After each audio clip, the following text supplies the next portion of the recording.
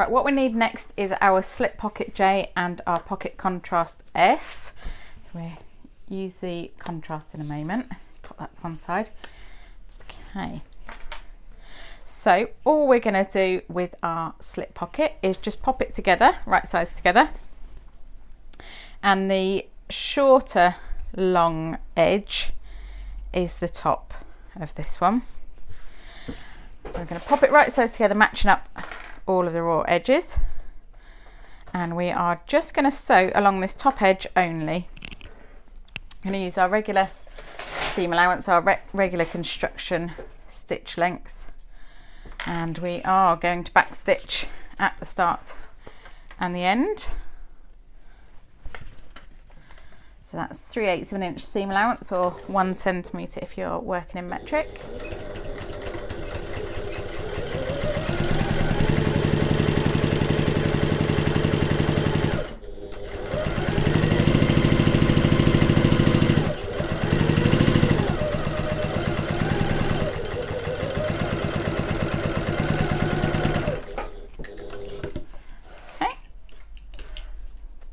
And then we're just going to turn this right sides out and give it a little press. So I'll get my little pressing mat. I am actually just going to spritz a bit of water on it just to help it form a really nice crisp fold. So I'm going to start by folding the exterior fabric back, so the grey's my exterior fabric. Folding that back, giving that a little press. I think this is the way to get a really nice neat finish, although we are going to be covering it up with a pocket contrast, so I suppose it doesn't matter, but we'll know. If you're using a not quite so strong machine and you want to omit the pocket contrast, then that is completely fine. It's purely decorative. There's no construction or stability reason for it, just purely decorative. Okay, so folding these wrong sides together, right sides out. Get that nice little press. That's not quite even. There we go. Okay. And then we'll need our pocket contrast. And we're going to match the centre of this to the centre of the pocket. Should match at both ends as well, in theory. I'm just going to match the raw edge of this pocket contrast to that top seam edge. Okay, then we're going to sew this in place, same seam allowance as before, and I'm not going to bother back stitching this one. It's purely decorative, so it doesn't matter too much. It's going to go into another seam, so you don't need to.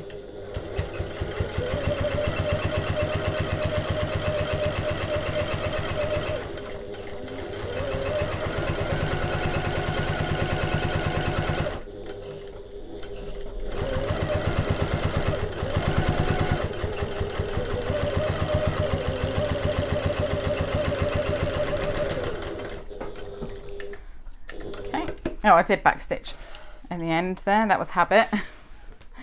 No need to do that. Just pure habit, I think. Okay, and then we're going to fold this back over that little seam. Fold it over to the back. And when we fold it over, it should just cover that line of stitching like so.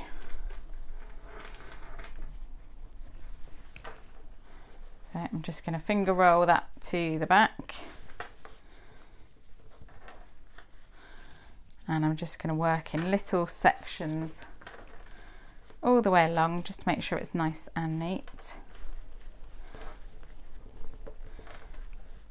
If you're using something that frays, you would want to cut this a little bit wider, I think, and turn under an edge, but I'm using a faux leather that doesn't fray. So there's no need for me to worry about that. Just finger rolling that to the back over this seam.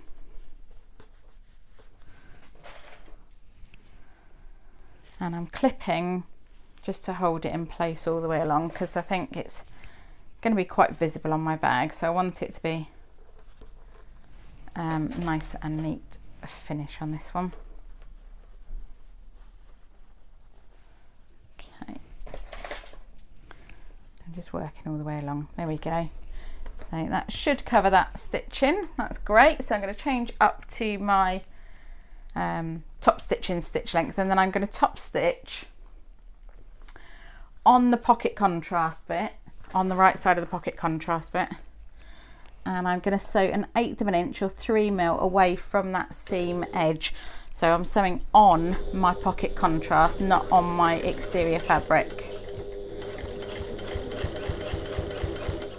Okay, take your time with this because this is visible. I'm mostly telling myself this at this point.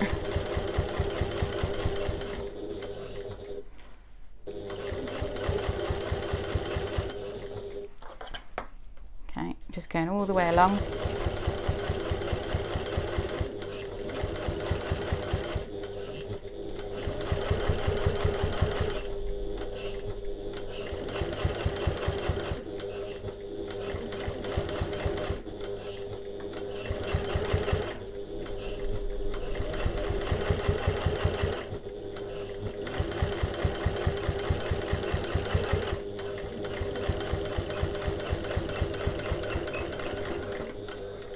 Okay, and again, no need to backstitch, but I still did out of habit, I think. Right, there we go. That's lovely. That looks great. Just double check from the back to make sure that you've caught that raw edge. And that looks very nice. I like that. Okay, now what we're going to do is grab hold of one of our exterior main panels. There we are.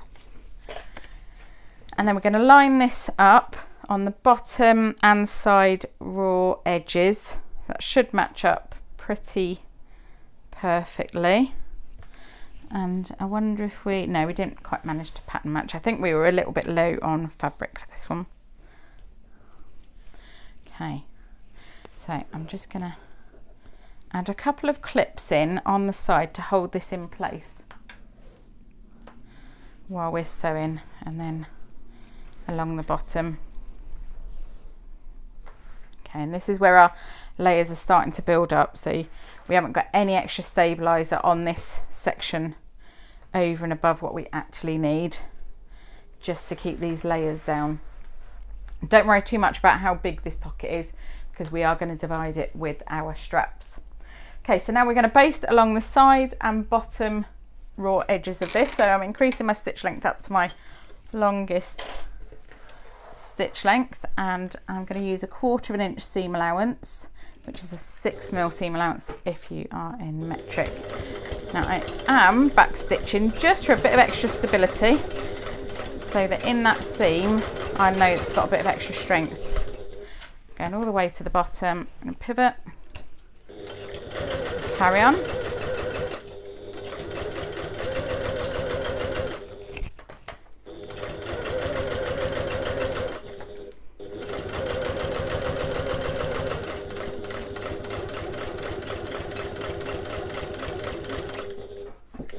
And to the second corner and pivot and up the side.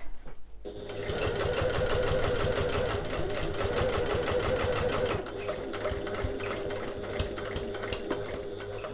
we go, lovely. Okay.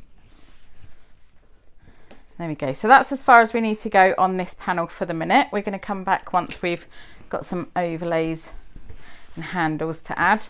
And that's one side finished, and we can move on to the second exterior side.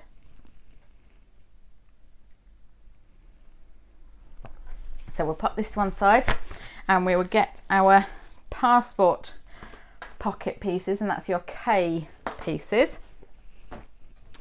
And you should have 2 shorter and 2 taller pieces for this. So you should have an exterior of each. I'm using a contrast for my taller exterior, just so you can see what I'm doing. And then a lining of each as well. Okay, so we are going to use the exterior smaller piece to start with. And I may have a bit of a tape shortage here. Might have to nip and get some more, but we'll... Oh, no, I found another roll. Here we go. Ta-da! Okay. So we're going to add a line of double-sided tape to the top edge of this shorter exterior passport pocket piece. Passport pocket piece. It's a bit of a tongue twister, isn't it? So if you've got directional fabric, I've got directional fabric, make sure you're adding it to the top edge, okay?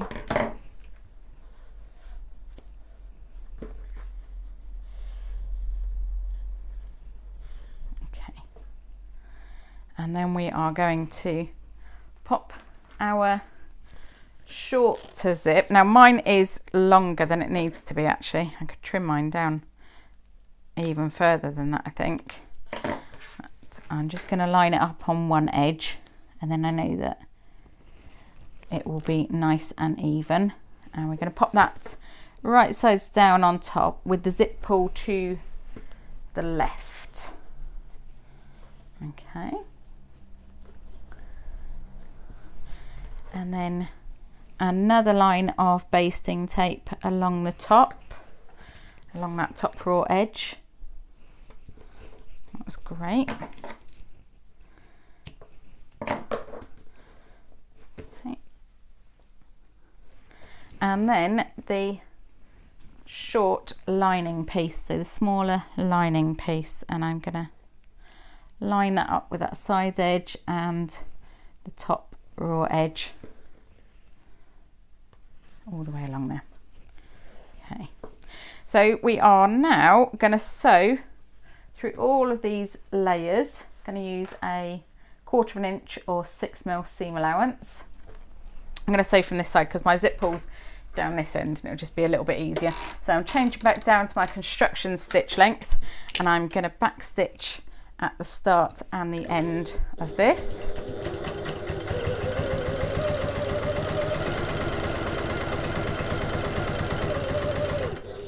Okay, and as I approach that zip pull, I could just lift my presser foot and pull it out of the way. Now I haven't got an end on my zip, so I do need to remember not to pull it too far. And then as I come to the end, I'm just going to back stitch again.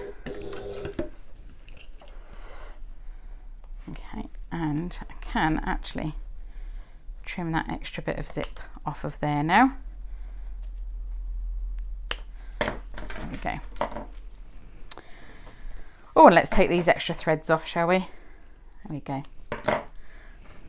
Okay, so now what we're going to do is turn this wrong sides together, or right sides out. Just pull that zip out nice and neat, remembering of course not to lose my zip pull off the end. And we'll give that a little press and then top stitch it just to keep those layers exactly where we want them. Little bit of a press there, that's nice and neat.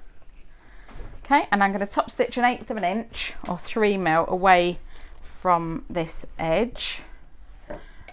Change it slightly to my top stitching stitch length. And I really should have probably added a dab of glue onto the end of my zip to make sure that it didn't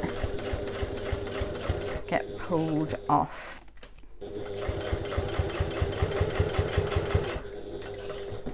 Never mind, I think I was just too eager to get sewing.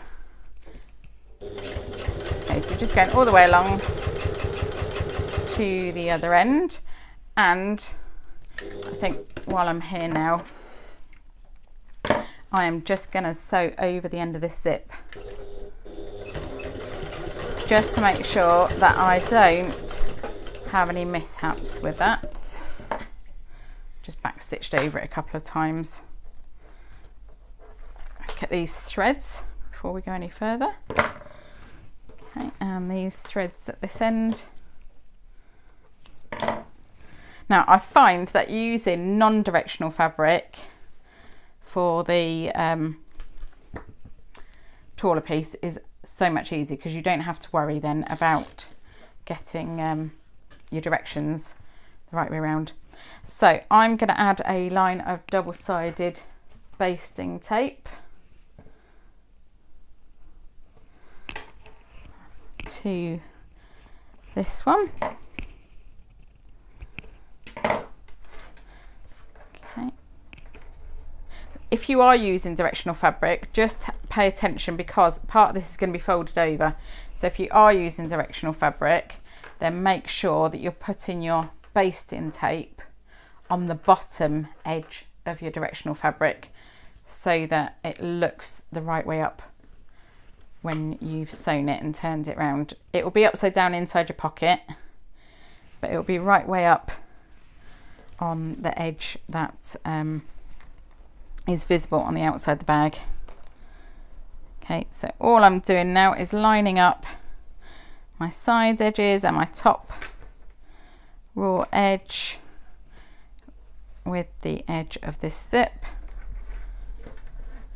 Push it down onto there to make sure it's nicely adhered, and then add another line of double-sided basting tape, and we're going to do right sides to right sides. So like we've got right side to right side on our exterior, we're going to do right side to right side on our lining. And I'm going to add this one on. Now you can tell that that's the right way round because it does actually match widthwise. I didn't think to double check on the first bit, so that was lucky that I picked it up the right way to start with. Okay, now we're going to sew this using our 1/4 inch seam allowance, back stitch at the start and the end, 6mm if you're working in metric. And let's move the zip pull out of the way. Not too far now. There we go. Carry on to the end and back stitch at the end. Lovely. Okay, let's trim these threads. Oh, that looks great. Very excited about this. So we can press this back out of the way.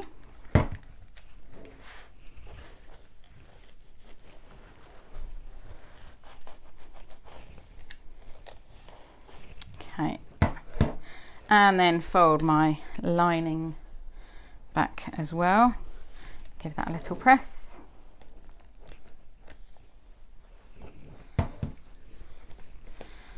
Let's make sure these match up. Lovely. Nice little press along that line again. I just like to do a bit of extra pressing just to be sure it's nice and neat. Although you won't catch me ironing anything at home clothing wise, but it's a different matter when it comes to bag making, isn't it? And then we're going to top stitch 1/8 inch or 3mm away from that seam, same as we did before, through all the layers.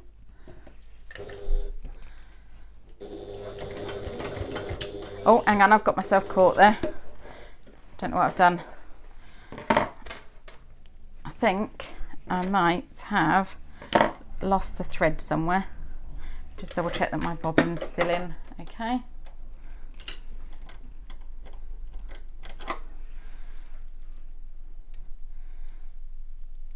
Yep, completely fine. Oh, oh no, it's fallen out. Oh no, a series of disasters.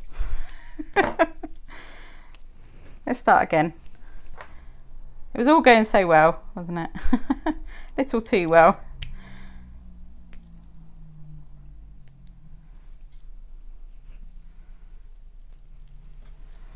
Okay, pop that in. Let's try again. I think maybe my threads weren't quite long enough. Got sucked down inside. Let's just take that little bit of stitching out there. Oh yes, I see. I think just the thread got caught. The starting thread. Does happen. And there is a name for it apparently, bumble bunching, which I think is the best name in the world for something so annoying. Okay, right, let's try again. I'll start from this side.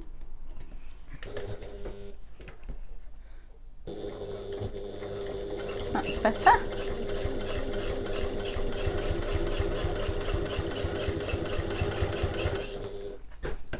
Okay, let me zip this up a little bit just so we know that that's not going anywhere.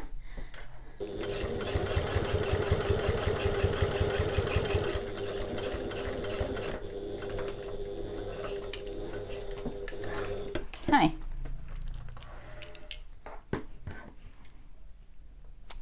Great. Oh, let me take these threads off as well.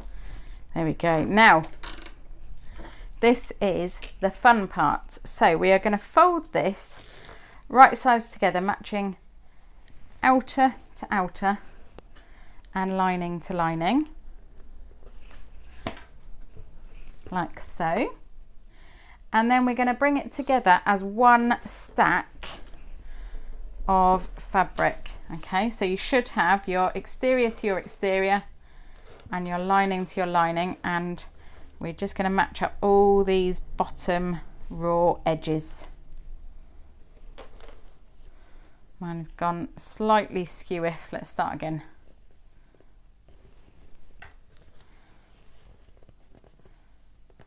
Okay. There we go. Oh, should have got a clip ready, shouldn't I? There we go. Now we're going to sew along the bottom here through all of these layers using a 1/4 inch seam allowance or 6mm and a back stitch at the start and the end.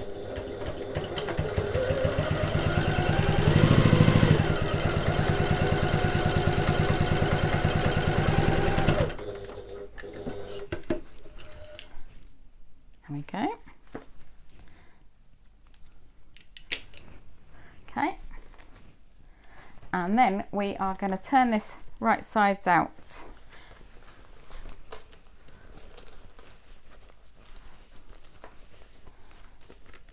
Oh, nearly. I'm just trying to be really careful so that my zip pull doesn't come off on my open end. Okay, so firstly what I'm going to do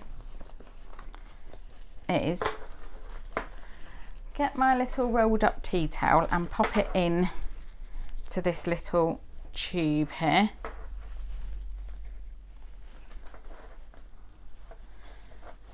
Okay, and then give that a little press. Let me get my little steam bottle, my little spray bottle, give it a little spray. I want a nice crisp finish on this. Now this will form our luggage sleeve, so if you don't want a luggage sleeve, then you'll do things slightly different at the next step, and I'll tell you what to do different. Okay, right, that's that nice and that's lovely and flat.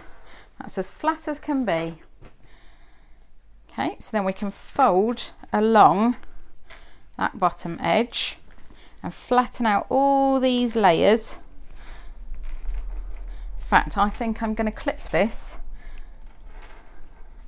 so that I know that that is nice and neat and not going anywhere.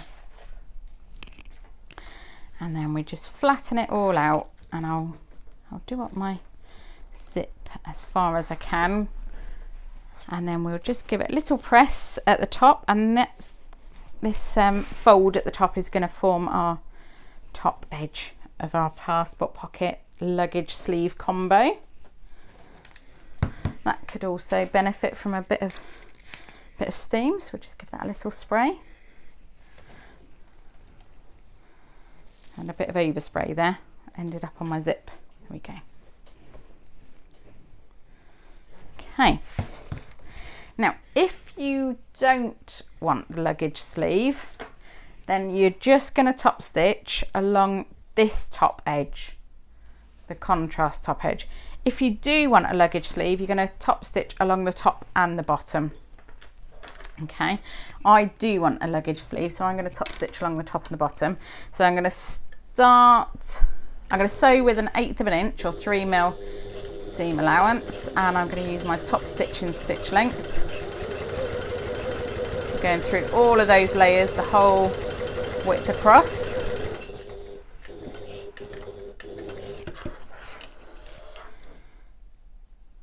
Cut them a bit long, I think, because I haven't backstitched. And then I'm going to top stitch along my bottom edge as well, exactly the same way, 1/8 of an inch or 3mm away from the edge.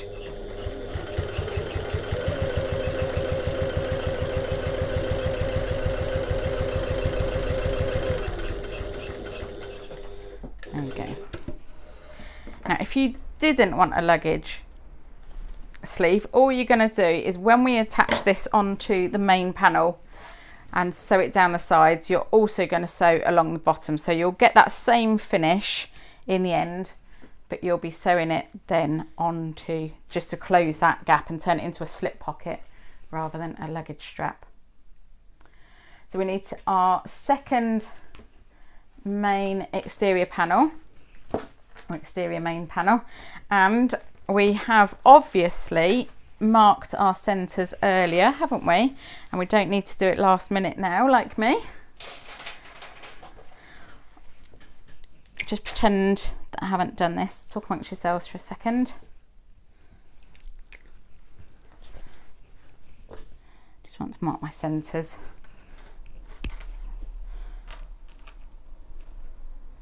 There we go. Okay. Oh, that looks like it's part of the wing there. Maybe add a pin so that I can see where the centre is on that one. Just because it looks very much like part of the wing. I think I might have picked up a blunt pin. No, there we go. Okay, so we are going to pop this passport pocket onto this main panel, and we are going to place it 3 inches, 7.5 centimetres down from the top and centred. So I need to find the centre of my pocket, fold it in half and add a pin like so, and then 3 inches down from the top.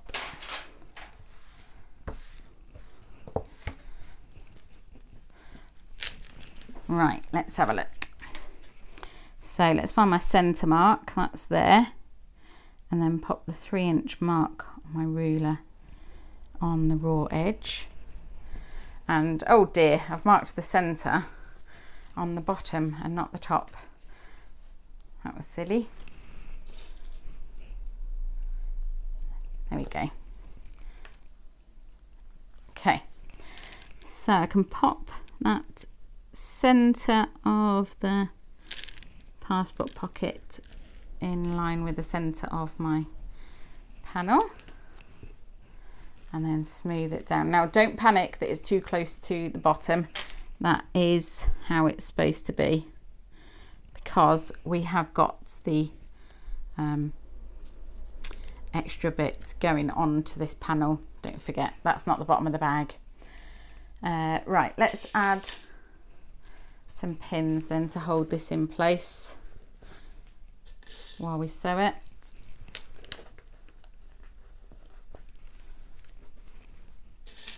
And again the other side.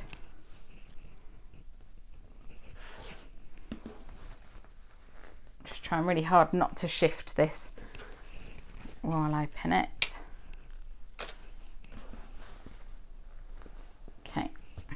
There we go. So I'm going to sew this into place along the side edges only, using 1/4 inch seam allowance, or 6mm seam allowance. If you're not doing the luggage strap, then you're going to sew it along the sides and the bottom just to close that up, and that will turn that into a slip pocket combo as well. Right, am I sewing at 1/4 inch? Let me double check. Yes. Okay. Thought it was a good idea to double check then. So I'm definitely going to be back stitching at the start and the end of each of these sides.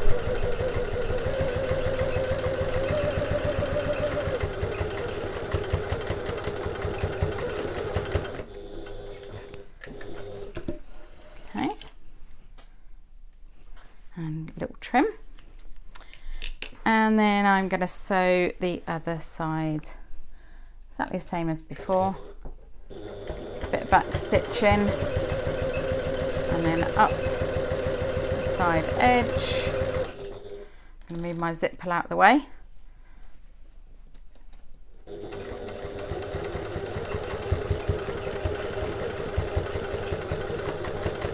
Bit of back stitching. I'm going to go over the zip as well this time. There we go. Okay, there is more stitching coming to hold this in place, but it's always good to have it firmly anchored, I think, especially in cotton. Through faux leather it's not so important, and in fact you probably don't want to do too many stitch holes through faux leather, so that you don't weaken the faux leather. Right, there we go. So that's our passport pocket and luggage sleeve done. So that's where your handle of your suitcase will go through, or if you've chosen to close that up, then that will form a slip pocket. Right, lovely. Okay, so we can pop this to one side, and the next thing we'll get started on is the overlays and the handle. So grab hold of those pieces and we'll pop this to one side. Right, let's work on our overlays next. So on the wrong side, we're going to draw a line that's in the centre lengthwise, or horizontally, vertically. Hang on, I suppose it might be vertically because the overlay is going to go that way. Anyway, draw a line 1 inch or 2.5 centimetres in from each side, and all we're going to do is fold these edges in to the centre and just top stitch those into place. We are, however, going to top stitch them into place at 1/4 inch seam allowance. Now that's different from usual, so just wanted to highlight that. So that's 6 mil or 1/4 inch. Now there's no need to back stitch at the start. My final got a little bit stuck there on my foot plate. Let's see if I can pop a pin in to keep it in place while I pop it under my foot. There we go. Okay. And I'm using my top stitching stitch length, which is slightly longer. So at 1/4 inch. This should, in theory, be directly in the centre of that fold over bit.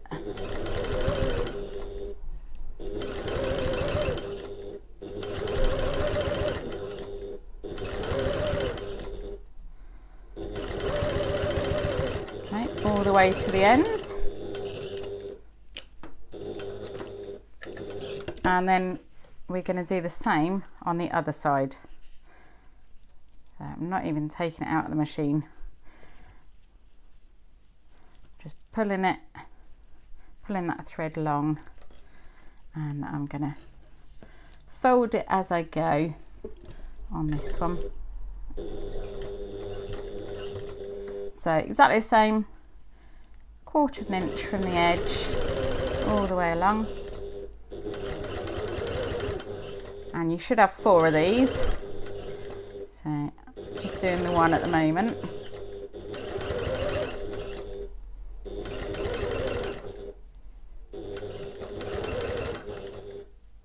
Just folding over as I go, all the way to the end.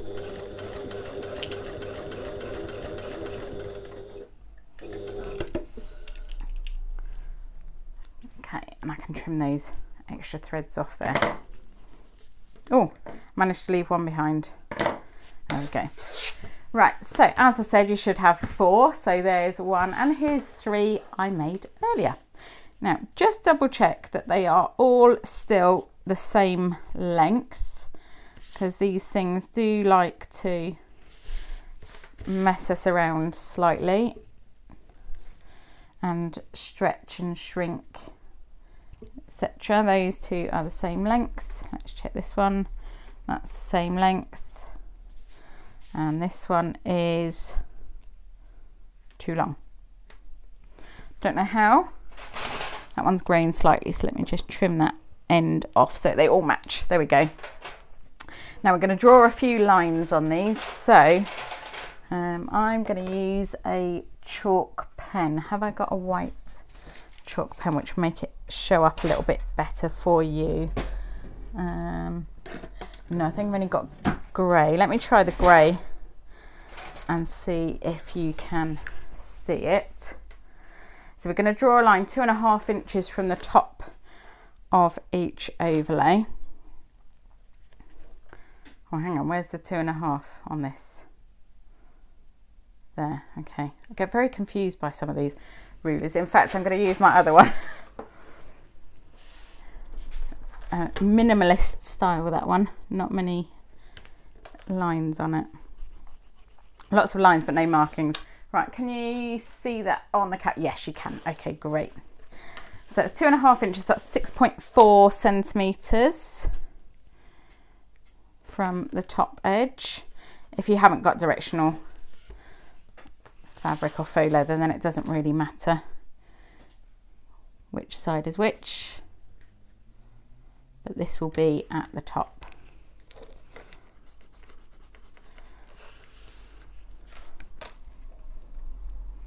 Okay.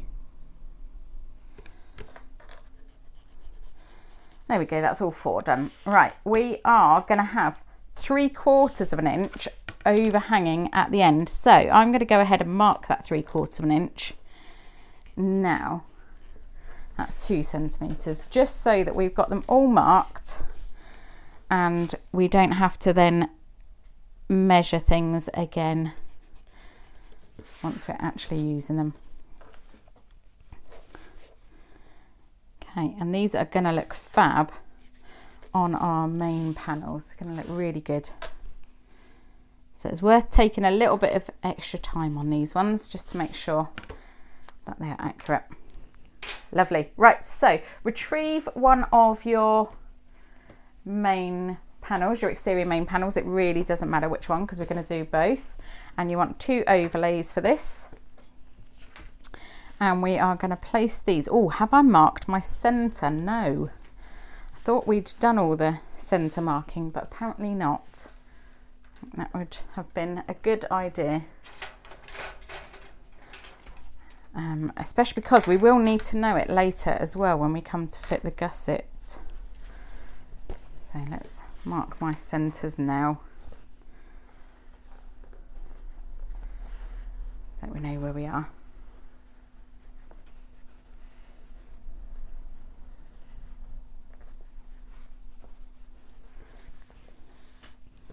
There we go. Okay, let me mark that on the other side as well for later. Right, lovely. So we're gonna pop these like so. Turn it around so you can see. So these lines at the bottom, the 3/4 of an inch or 2 centimetres from the bottom, are gonna line up with the bottom of the main panel. Okay, and these lines at the top are going to be near the top of the panel. Thought that was very clear.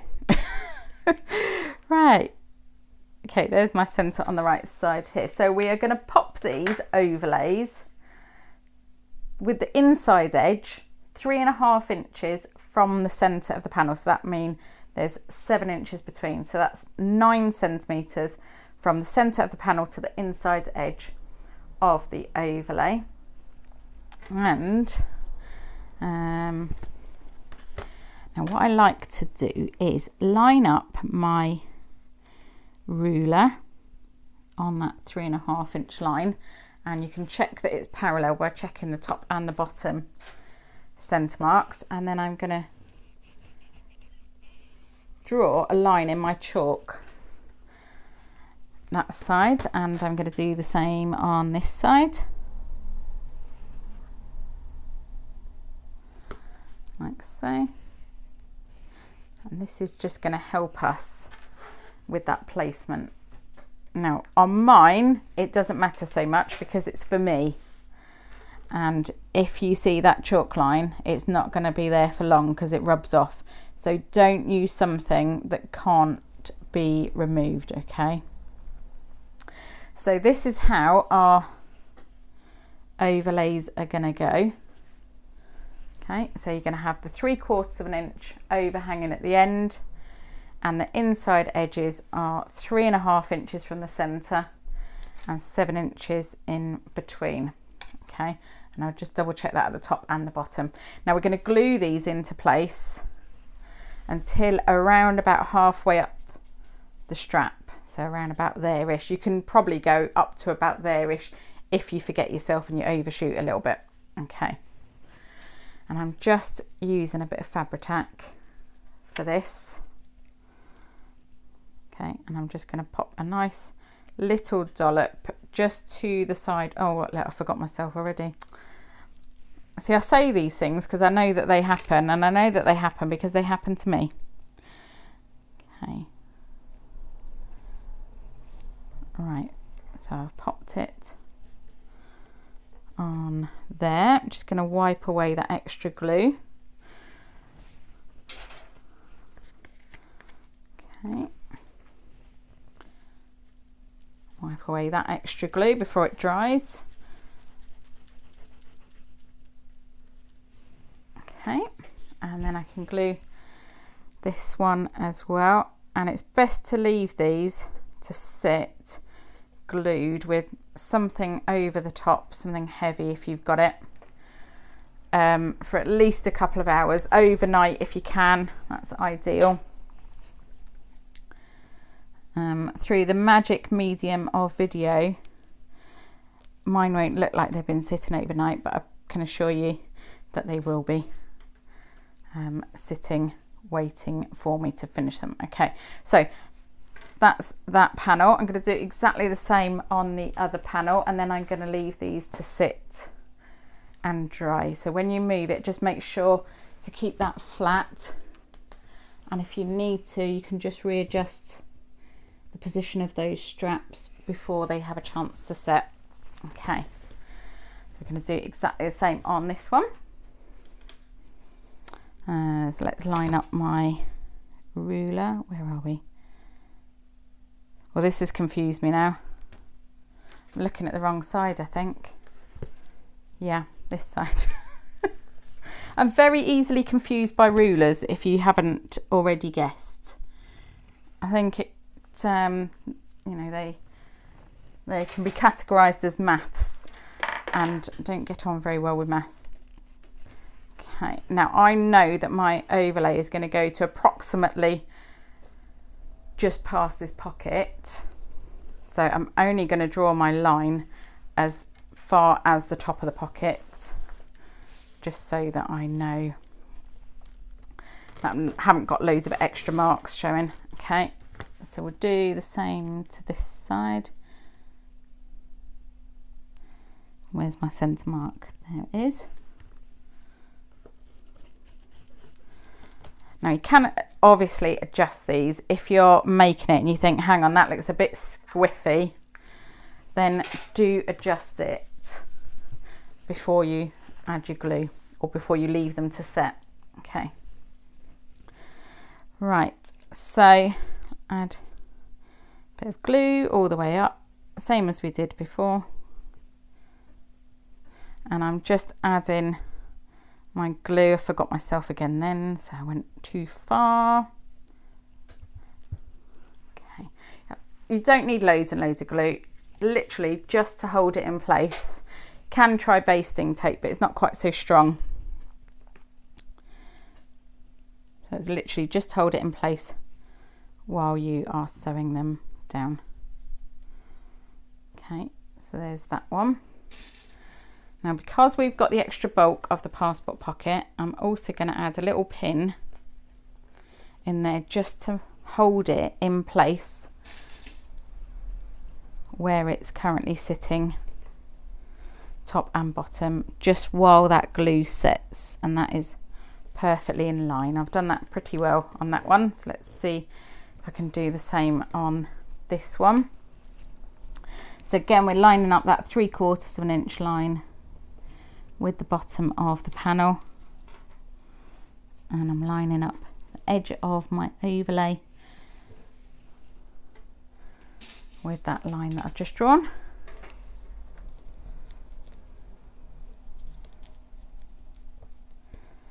Add a little pin in there, literally just to hold it in place while it's set, just because I've got the extra bulk of this passport pocket. The other one is the same bulk all the way along, isn't it? So it doesn't matter so much, but this one I've got the extra, that little step almost. So your passport pocket, the edge of that should be around about halfway into your overlay underneath. Okay, so I'm going to leave these to set and we'll come back to them, don't know, when they're set, I guess. And so you can pause me or leave me, or you can skip to the next bit, and then we'll get started on the rest of the bits and pieces that we need to do. Okay, as if by magic, my glue has mostly set, which is pretty good going considering I only actually left it for about an hour, so that's worked out well. Didn't clean off that extra bit of glue as well as I thought I did. Oops. Okay. Right, so what we're going to do now is grab hold of your main panel base. That's this shaped bit, and we are going to pop that right sides together with your main panel and pocket combo. If you'd marked your centres, then you could match those up. If you didn't, like me, then you're just going to have to match up the sides edges and hope it all matches. And by some stroke of luck, mine does, so that's good. Okay, so we are going to sew these together. So let's change down to our construction stitch length, and I'm going to back stitch at the start and the end because this is a construction seam, and we're using our regular seam allowance of 3/8 of an inch, 1 centimetre. Just going to sew along the whole length of this.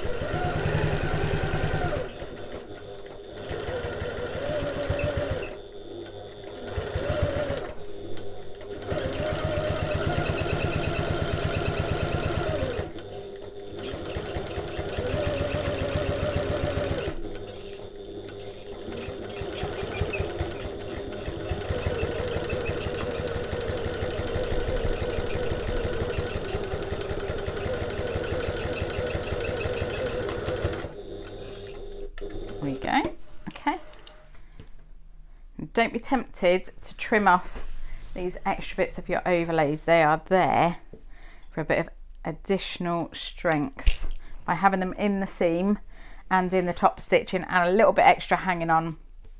It just means that they are not going to move anywhere. They're not going to fray or come out. You know, if you pop a few stitches there, they're not going to suddenly pop out. Okay. So we're going to fold this back with the seam allowances pointing towards this main panel base. Okay, so we're going to fold it back like so. I'm going to clip at the edges because that gives it a sort of thought of an idea of where to go. And I'll fold that back. If you have got some faux leather that you can press, then you can give that a press back. But for the minute, I'm just going to finger press it. I could actually pin it because pin marks do come out of this one.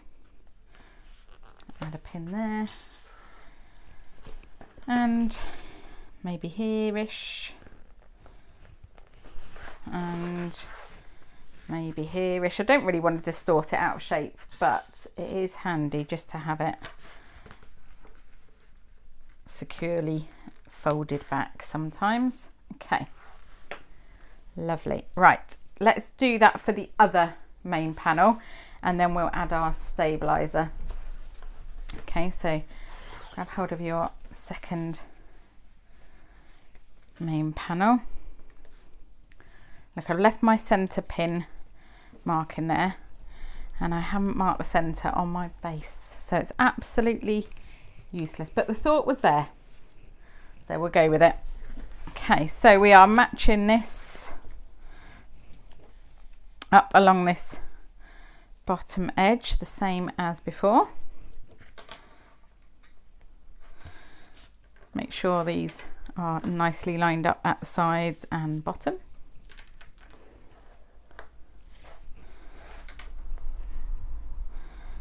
And all the way along. Is that lined up? Yeah.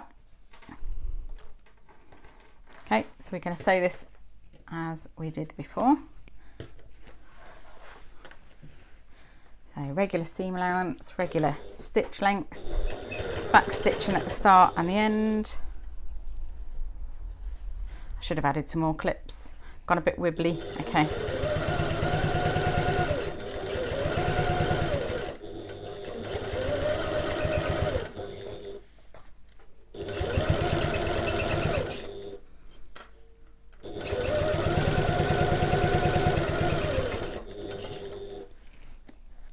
It's never too late to add extra clips, just add a couple more back in. There we go.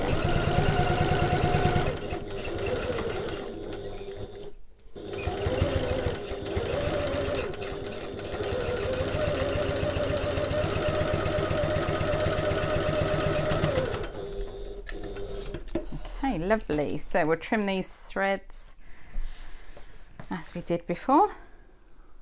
Get a bit of a look of how your bag's gonna turn out at this point, don't you? We're adding the base on. We'll fold that back. So as you can see now, the bottom of our passport pocket is actually a reasonable distance away from the bottom of the bag. I know it seemed a bit close before we put this base on. That is all good now. Right, let's add a couple of pins in just to hold it in place.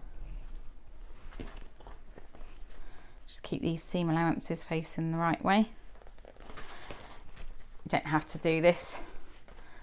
You can always add some glue into the back or give it a press. I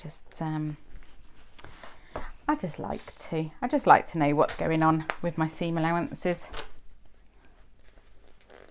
Okay, so we're not going to top stitch just yet. We're going to get our stabilizers. So that's the ones that we did right at the start, where we've got our Decaville light attached to our foam. Okay, and now we're going to pop these panels on top, sandwiching the Decaville between the foam and the exterior. Okay, so the Decaville's attached onto the foam, and then we're going to pop these on top, sandwiching that in between. Now it would have been really helpful if I'd marked the centres of these stabilizer pieces actually, because then I could line them up with the centres of my main panels. So I'm going to do that at this point, just so that I can make sure it's all nicely lined up, and then I know that my panel is the right size. Okay, so I've got a centre mark on the top, so let's start with that. You will find it's a lot easier to smooth out the fabric piece first before the faux leather, just because it's not quite so bouncy, a lot more stable. Okay, so I'm just smoothing this out and adding some pins around the edge to keep this in place. Okay, just making sure it's all nicely smoothed out along this top edge. Okay, and then I'm going to turn my attention to the side and make sure again it's all taut and smooth and pulled out on the sides. And this side edge as well. And this is really, really lovely to be able to see your bag starting to come together now. This is your first glimpse of how it's all going to look. Once you get the gusset attached with the beautiful zip closure, just look even better. Okay, so all I'm doing is just smoothing my cotton out so that it matches all the edges, so that I don't have a saggy exterior panel. Okay. Right, once I'm happy with that, then I can match my bottom edge. I'm starting with the centre at the bottom, and my faux leather I can pin. If you can't, then just add some clips instead. Okay, as long as it is all pulled out nice and taut. All this talk of taut makes me feel a bit peckish. Not the kind of taut I meant though. Okay, smooth this out over the seam. There we go. And I'm just a little bit far away from the edge of the foam there, so I'll just give it a tug, pull it down into place. Lovely. Okay, so what I'm going to do now is base this into place around the outside, and I'm going to use 1/4 inch or 6mm seam allowance. I'm going to use my longest stitch length, and it doesn't really matter where I stop and start, but I might as well start here. So I'm going to use 1/4 inch or 6mm, and I'm just going to go all the way around the outside.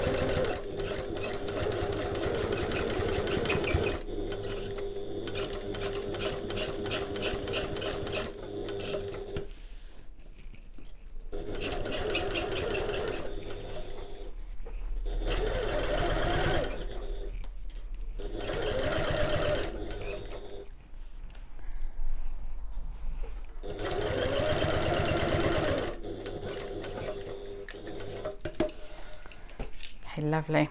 Right, we are going to trim this extra foam away from the seam allowance. So I'm going to take these extra pins out.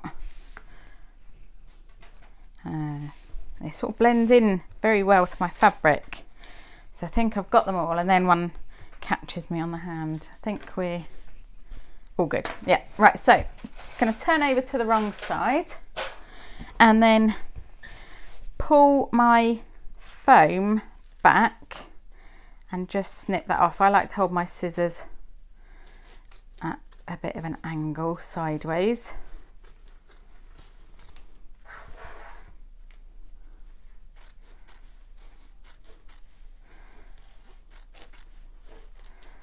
And we're just going to go all the way around. Doesn't matter if you trim through any of your stitches, but I do try not to, because these are just holding the layers together for construction, which makes it a little bit easier.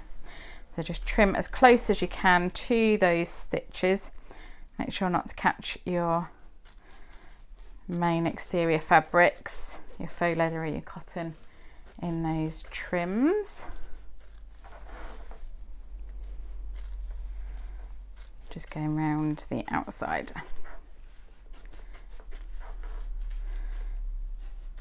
Going all the way around, and this panel should be really nice and sturdy once you've got your Decaville sandwiched in between there.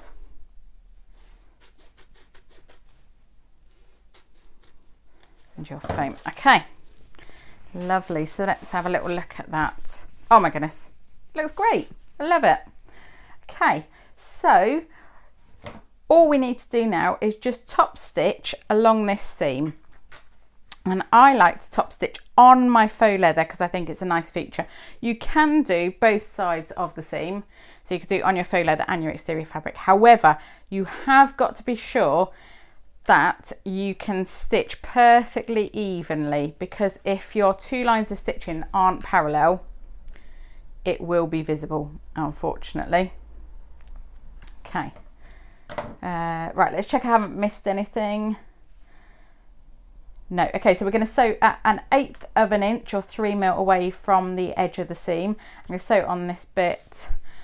Right, lovely. So I'll change my stitch length back down to my top stitching stitch length. And I think I'm going to stand up for this bit. I'm just going to take my time, take it slow here, because this will be visible.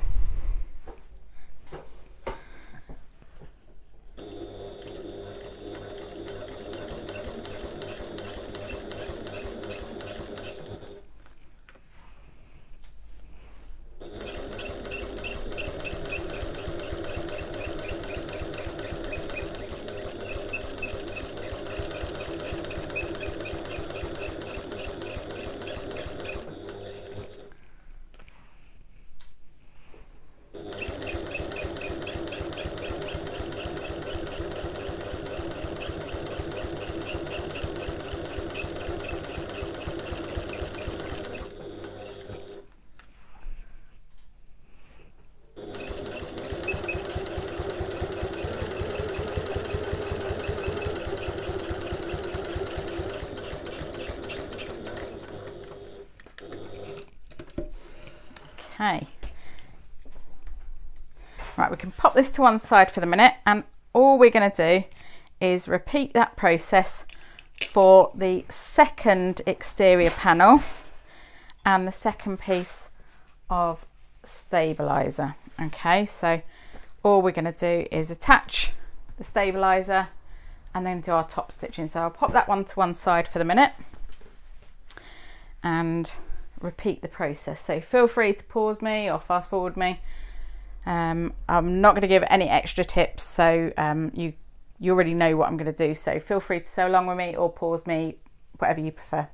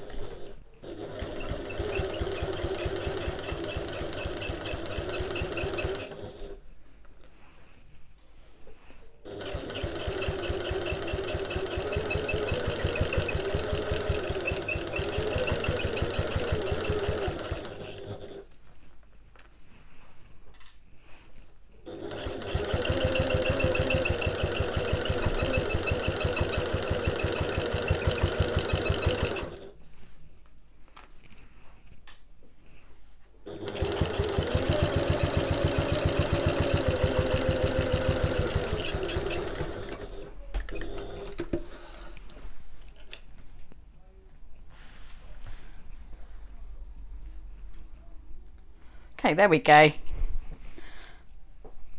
Oh, that does look lovely if I say so myself. Right, we're going to pop these to one side now and get on with our handles, and then we'll use these panels again later. So go ahead and get your handle pieces out ready and we'll sew those next. Okay, the next thing we're going to sew is our handle, or handles, because there's two. So what you need to do is, on the wrong side, just draw a line along the center of your handle, and that again will be 1 inch from each long edge.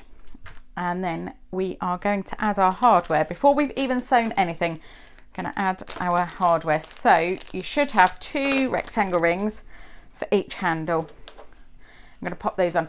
If they've got right sides or wrong sides, you want them to be right sides facing. Okay, mine haven't got right sides or wrong sides, and actually it doesn't matter how you pop them on as long as they're right sides facing. Then make sure that your handle is not twisted, and we're going to match up the short ends. Okay, so it's very important is make sure it's not twisted, and you've got your hardware on like so. Now we are going to sew the short ends together using our regular seam allowance of 3/8 of an inch or 1 centimetre. I'm going to back stitch at the start and the end.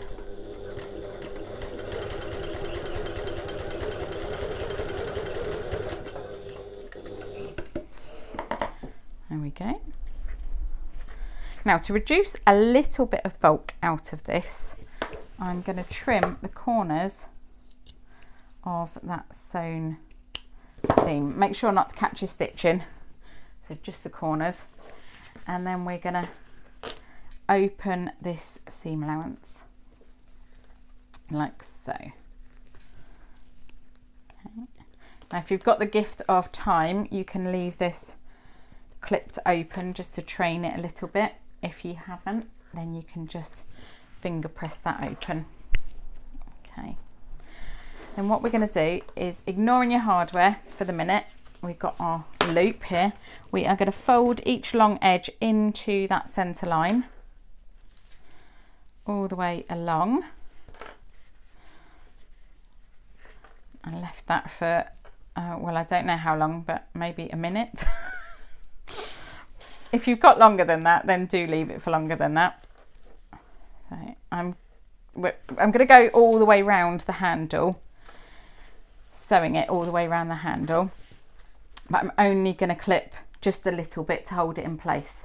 Now we're going to sew this on our top stitching stitch length, and we're going to sew it at 1/4 of an inch seam allowance. That's 6 mil. Now that's a little bit unusual for a handle, so I just wanted to highlight that. Let's see again if I can use a pin just to keep that in place while I pop this under my foot. I always forget how long my foot is, and then I get my clips caught under it. So I'm going to leave my thread tails long and tie them off afterwards. If you prefer to back stitch, then you can. I'm going to start with my needle down so that I can lift my hands and readjust at any point. And I'm just going to work my way around the handle, just folding into that centre line and sewing as I go. I'm just going to take my time, so there's no need to rush.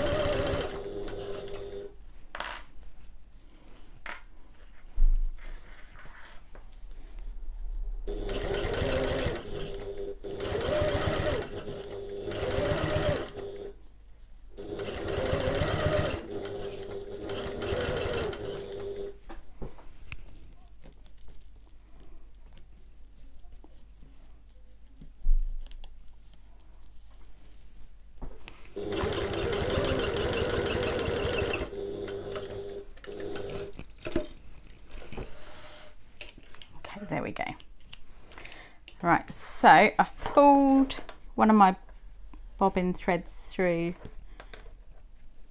to meet the back. Where's the other one gone? I think I might be tugging in the wrong area. Let's see. Yeah, there we go. Okay, so just tug on that top thread and a little loop will appear, and that is your bobbin thread coming through to the back. And then I'm going to separate these out into pairs and just tie them off. I'm going to tie them 1,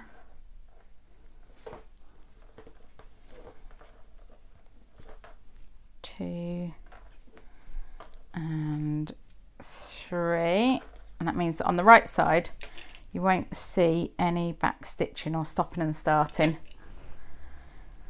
It's all hidden on the inside. Okay, so as if that wasn't exciting enough, what we're going to do now is repeat it for the other side. So I'm just going to fold this side in and sew the entire length of the handle again, just sewing this side into place. Okay, I think I might need a pin again, so just take your time and work your way around the handle all the way around until you get both sides in to the center. Okay, I'm going to start my thread tails long again so that I can pull them through to the back and tie them off. And I like to start on my seam because I think it's a little bit less noticeable, but you really don't have to. You can start wherever you like. Oh, right, pull my pin out. There we go. Okay, so around we go again.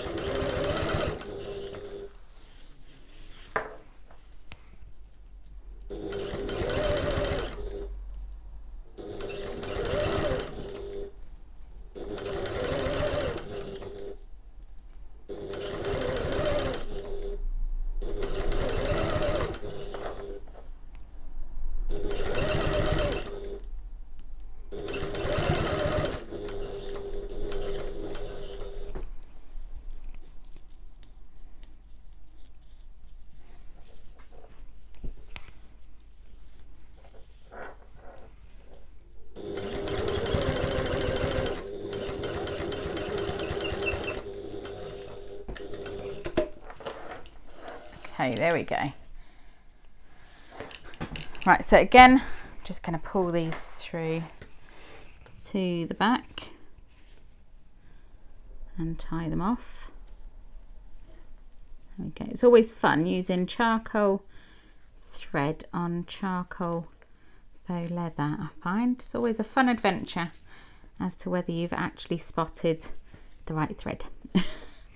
Okay, so I'll separate those out into 2 pairs and tie them off. 1, 2 and 3, and trim those. Okay. So now what I would usually do, if I was making a handle with 2 different fabrics, then I would have 2 of these seams, and I would, where it says in the pattern to fold your handle with a rectangle ring at each end, then I would usually line it up with that seam that we've just done. But because I don't, what I'm going to do this time is line up so that this is on the back. Now the pattern does tell us to draw a line 3/4 of an inch or 2 centimeters from each ring, and that's going to be our sewing line. So what I'm going to do is draw a line 3/4 of an inch from my seam, and then another 3/4 of an inch from there. Now if you want to put your seam directly under your rectangle ring, you can. Okay, so all you would do is just make sure that that was lined up perfectly with your rectangle ring, and then you would have 1 3/4 of an inch line. Okay, and that's where you would sew on. But I'm going to line mine up so that my rectangle ring is 3/4 of an inch away from that seam, that handle seam, and then the rectangle we sew will sew along that seam. I just think it reduces the bulk under this rectangle ring when I've only got bulk on 1 rectangle ring. So if I was using a fabric and a faux leather and I had a 2-tone strap, then I would definitely have a ring at each end so that they were completely even.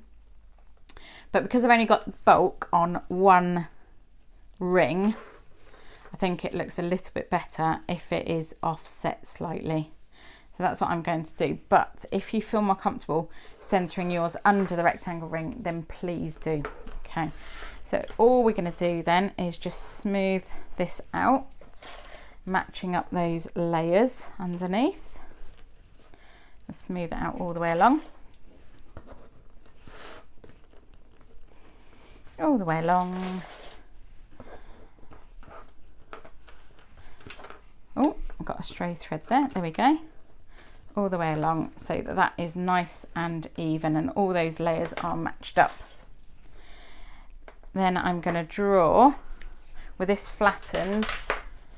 Try not to lose it off the end of the table. That flattens out, that's nice and even. I'm going to draw a line 3/4 of an inch from that folded end so that that matches the other end. And all we're going to do is sew in a rectangle along each long edge 1/8 of an inch, 1/8 of an inch or 3 mil from the edge all the way down to this line, which is 3/4 of an inch or 2 centimeters from the ring. So across that line and back up the other side, across that line and back to where we started. Okay, so we'll end up with a nice rectangle that starts and ends 3/4 of an inch away from the rectangle ring, and then that just means that this doesn't get caught, doesn't get bunched up, and you've got plenty of space for a rivet if you'd like to add a rivet. So I'm going to use my top stitching stitch length again, and I'm going to start, where am I going to start? Around about, I've got a nice big gap in my clips here, so I'm going to start here. I'm going to start with my needle down so I can adjust if I need to, and I'm going to leave my thread tails long and tie them off on the back like I did before.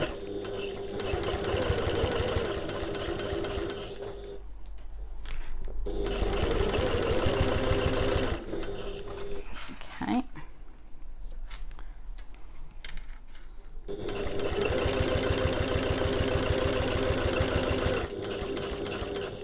So we're going to sew as far as that line, stop with the needle down, lift the presser foot and pivot, and then we're going to sew along that line and pivot again and back up the other long edge.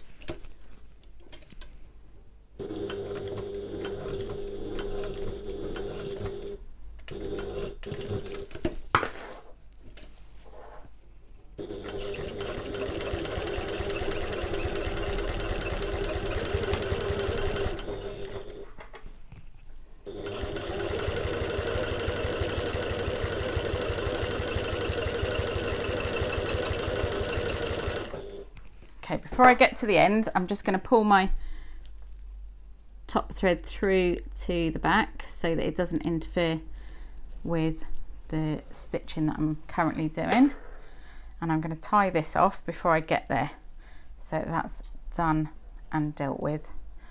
So just gently tying it off. 1, 2, 3. If you're using a polyester thread, you might want to burn those ends instead, just so that it melts into your fabric.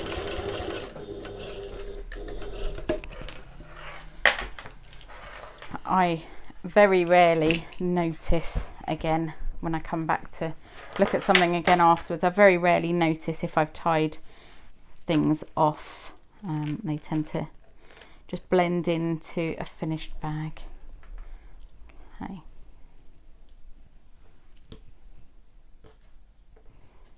Right, let's tie this off. 1,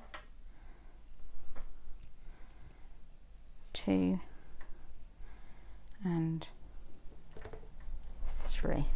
Okay, lovely, there we go.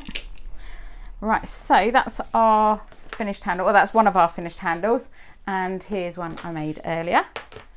I didn't think you'd appreciate having to sit through that again twice. So I've got 2 finished handles. You can add a rivet into each end if you would like to. I think I'm going to. Adds a nice little extra bit of bling and a bit of extra strength. And we are ready to attach these in through our overlays. Okay, so you can go ahead and grab your main panels with your overlays attached, and we'll add these in. Right, so now we are ready to pop our handles onto our overlays. And we're going to pop the overlay, or the loose end of the overlay, through the rectangle rings by 1 5/8 of an inch. That's 4 centimetres. So I'm actually going to mark this on with my chalk. Hopefully I won't get confused with my chalk marks. Ooh, nearly lost it then. 1 5/8 of an inch. About there-ish. And about there-ish. There we go. Okay. So decide which way round you want your handle. I don't know. Oh, mine does matter because I've got the seam offset there, haven't I? That way. Okay. Right. So I'm going to pop that through to that 1 5/8 inch mark, and then just going to clip that in place for the minute, and then the same on this side. Make sure your handle's not twisted when you pop that through.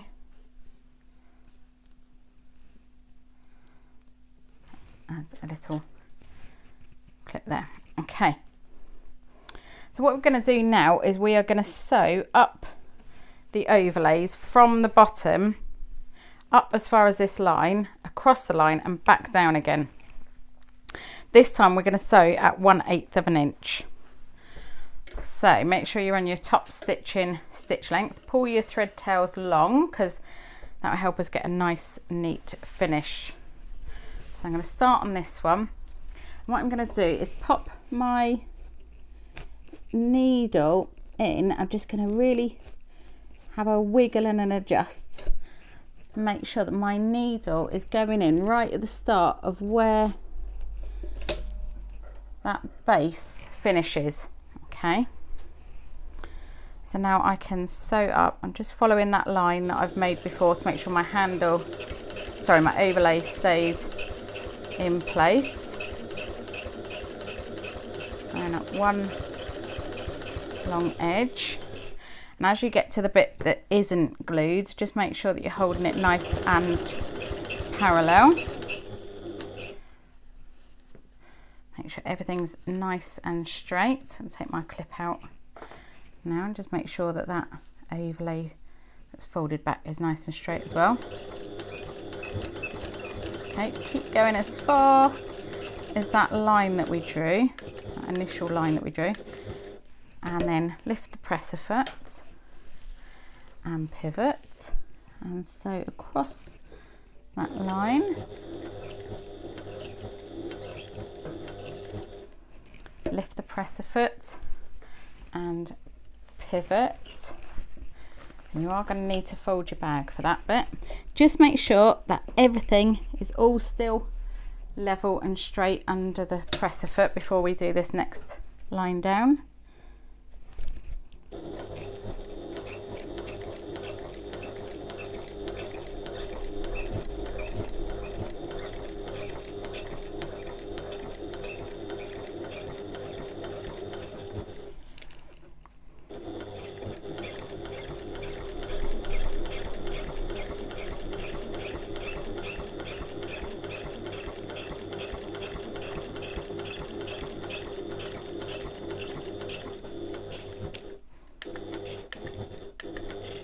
Okay, and I'm just stopping just above where this base panel starts. Okay, and then I can flip over to the other side and pull these threads through to the back and tie them off, and then from the front it looks completely seamless, as though we've used some kind of magic to do that top stitching.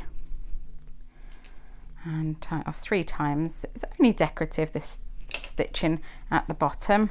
The further up it is to hold the whole handle in place, but we just don't want it unravelling from the bottom because it looks a bit unsightly, doesn't it? Okay. So that should have secured the handle onto the overlay, although we can add some rivets as well. Just make sure that looks great on that side. So I'm going to repeat that for this side, and then I'm going to repeat it for the second main panel as well. Okay. Now don't be afraid of manipulating your fabric however you need to be able to get it into place to do the stitching that you need to do. So it feels a little bit odd folding this because you've got the Decaville light in there, but don't worry, it's not going to show any creases on your finished bag because it's fused onto the foam, and that is exactly why we've fused it onto the foam.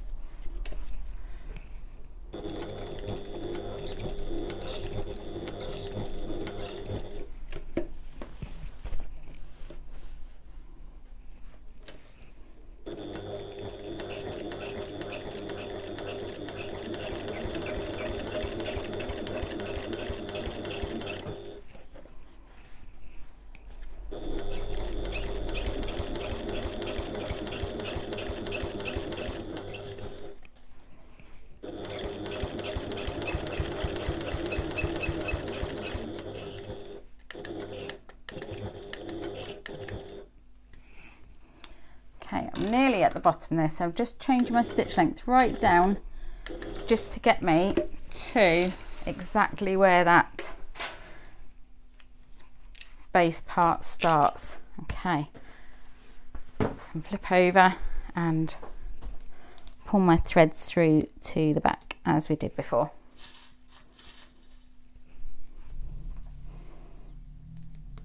And then I think you probably know what's coming next.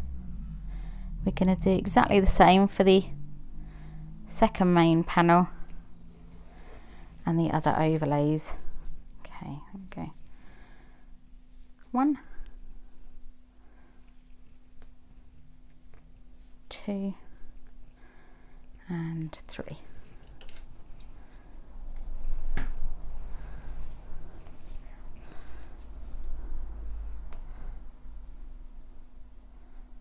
Do the same on this last loop.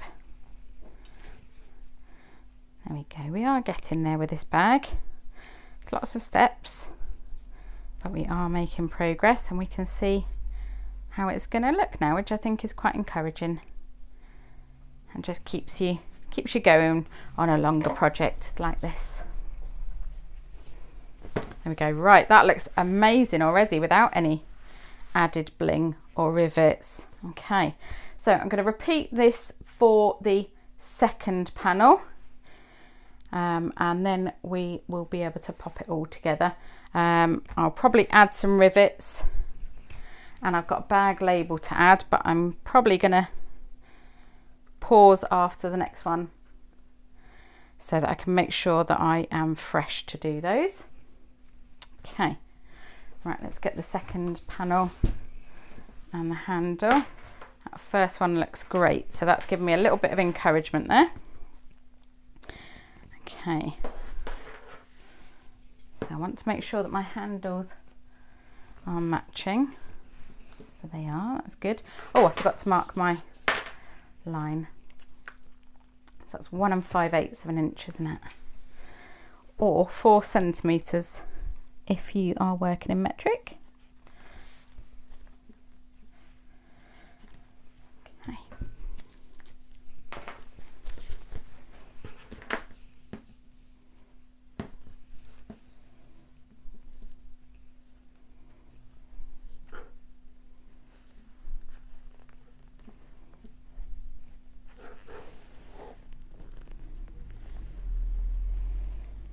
Added a bit too much glue here.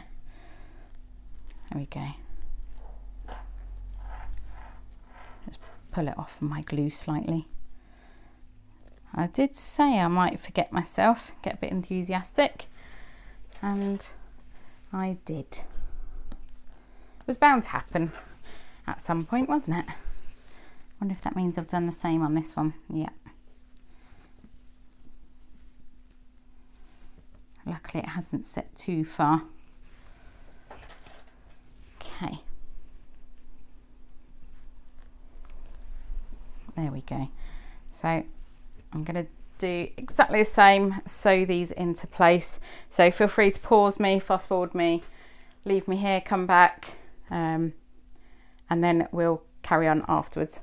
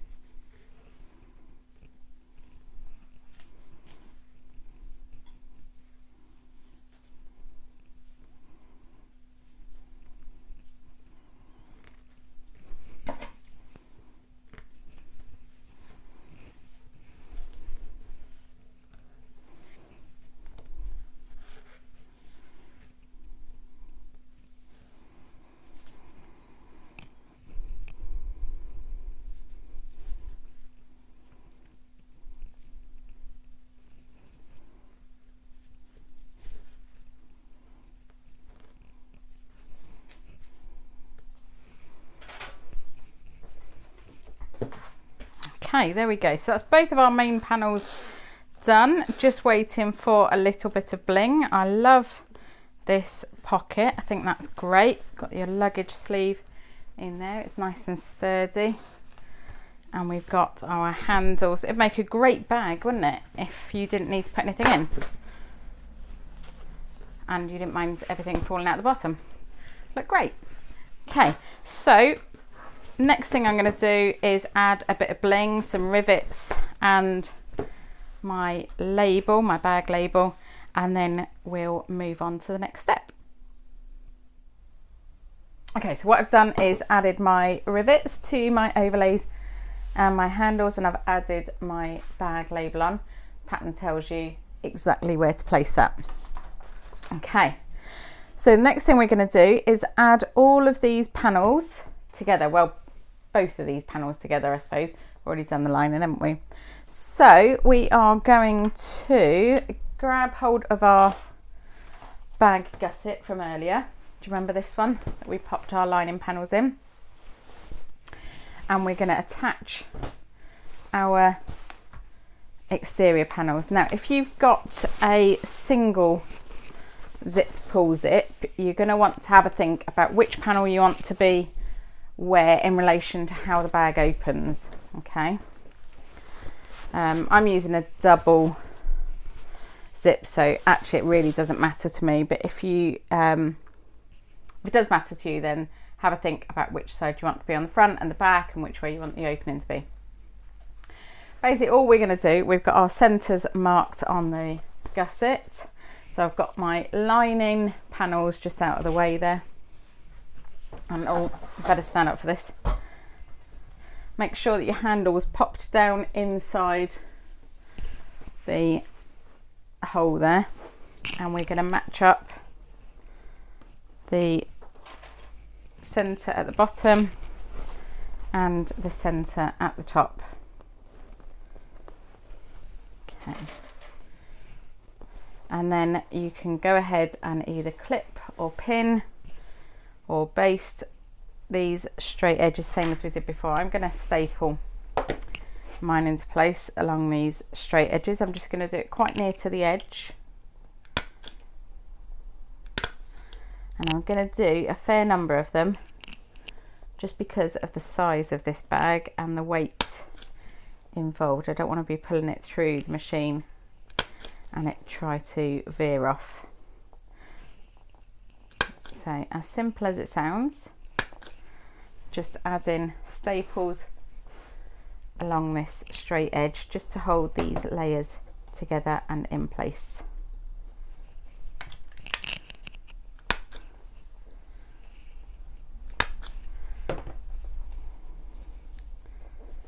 Okay, I'm just working all the way along. And I'm going kind of right on the edge really. I suppose you'd say maybe a scant 1/8 of an inch in. Right, I can move that clip out of the way now and staple the centre there. Okay, that bottom edge is pretty secure, so I'll turn it round and do the top edge as well. Making sure that I've got this all nicely lined up.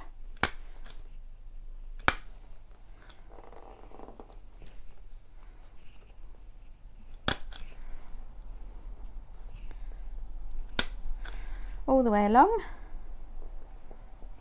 If you prefer to hand baste, then I recommend clipping it first with your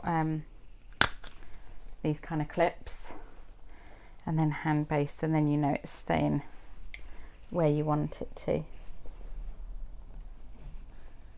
And in fact, even for this staple basting, I'm gonna add some clips in around the curves before I staple that, just so that I know I've got it all nice and even.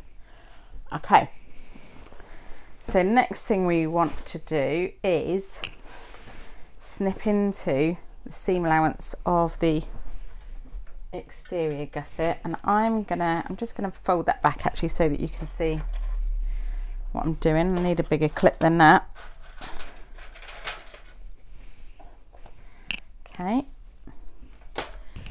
just making tiny little snips into that, and because I've basted my foam on at 1/4 inch, you can kind of use that as a marker of how far you need to go in by.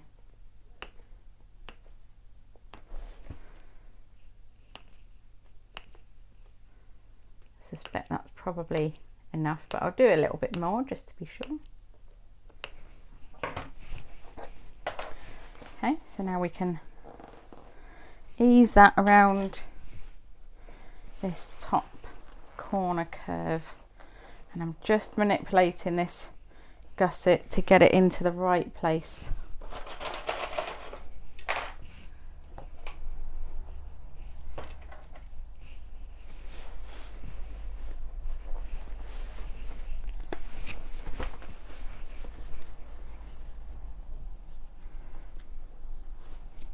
Okay, don't be afraid to give this a good tug, and if you need to, you can sort of reach up inside and just smooth that section out to get a good grip on it.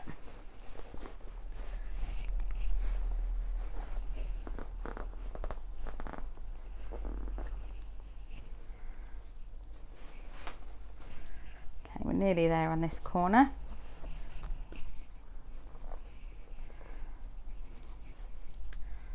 Just really manipulating it to make sure there's no puckers or anything in there. Yep, that's lovely and smooth on the inside, so I'm happy with that.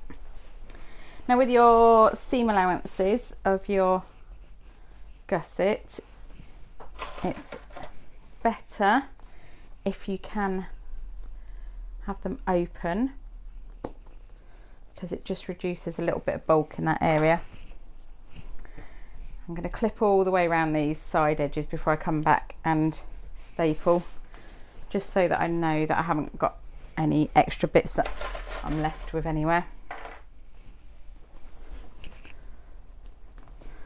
Just want to be sure that everything's all evened out.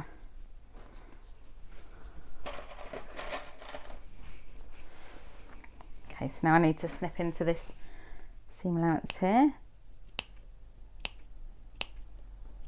Although this looks like it's very, very nearly ready to ease its way in. Cut a few snips.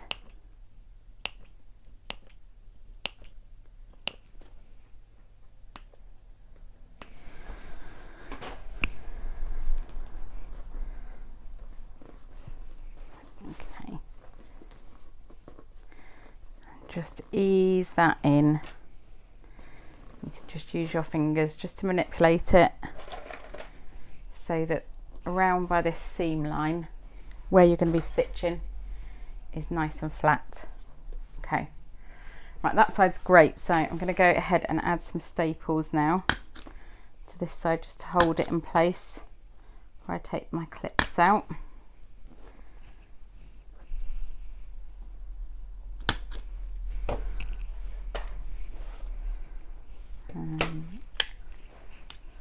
Not going to be stingy with these staples, be a bit generous just so that we know that is not going anywhere while we're sewing it.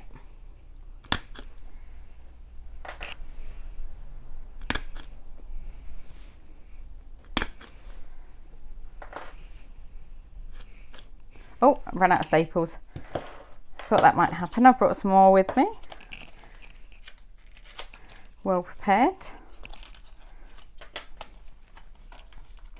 I wouldn't have thought staples were an essential sewing tool, but here we go.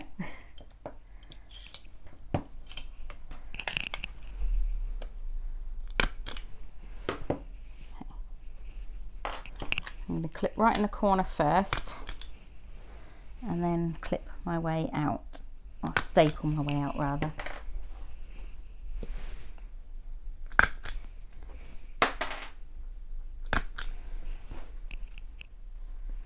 There we go, lovely. So that's that corner done. I haven't got much wiggle room here because I've added quite a few clips. Just remove that clip and staple, remove that clip and staple, remove that clip and staple, and finally that one. Okay, so that half is done. Add one in there. So we're going to do exactly the same on this side. Just add a few snips in first. All the way along. Get us around that corner curve.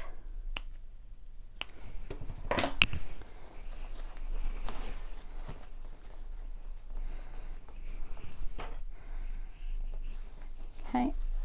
So this one I find is always a little bit easier because that one sort of almost holding the panels in the position that they need to be in.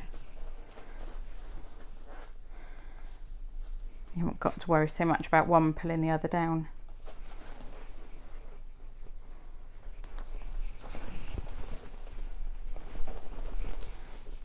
Have a look at that. Yeah, that's fine. I thought there was maybe a little bit of a crease in there, but there isn't, so that's good. It does say in the pattern how far down these seams should be from the top of the panel. If you want to check, it's not always accurate because sometimes our cutting is not accurate or something might have shrunk down slightly while sewing it. That's not quite even there, so I'm just going to trim that to match. Take a little, oh dear, hang on, where did that go? Oh. We find it at the end, I'm sure. So the measurements are in there, but don't worry if yours aren't exact. As long as they match on either side, you should be okay. Right, so we'll just ease our way around this side again. Same as we did before. Oh, there it is. That was easier to find than I thought. It's not quite matching, so I'll just grade that extra bit off. Okay, right, so we're round to this corner. I don't know whether we need to snip into this one actually. Let's try clipping it. Looks like it is pretty well fitting.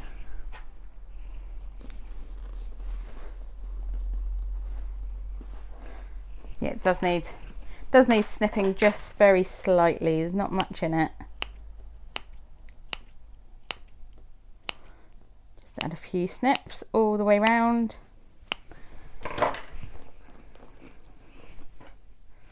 Just to ease that into place.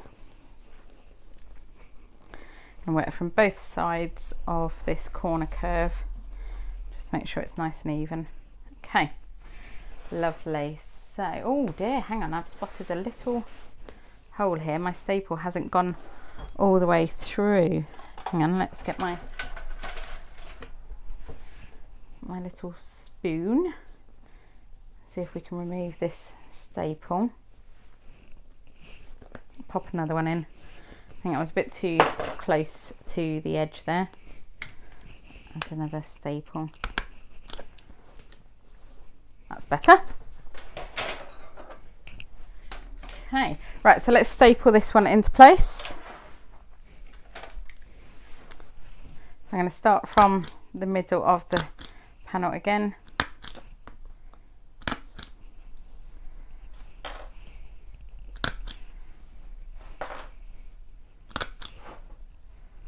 And stapling my seam allowances open.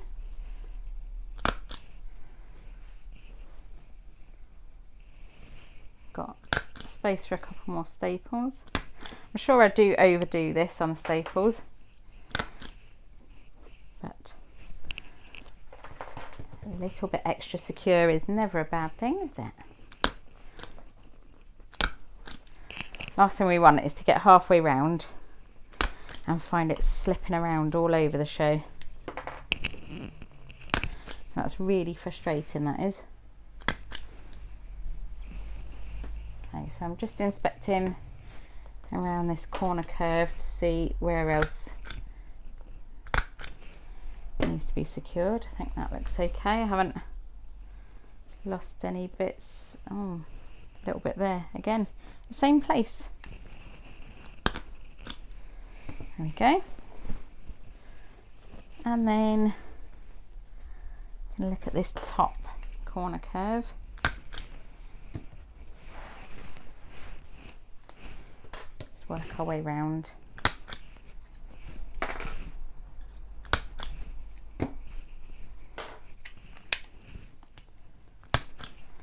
Now, if you hand based, it probably didn't even take you as long as that, but I absolutely detest hand sewing anything. Okay,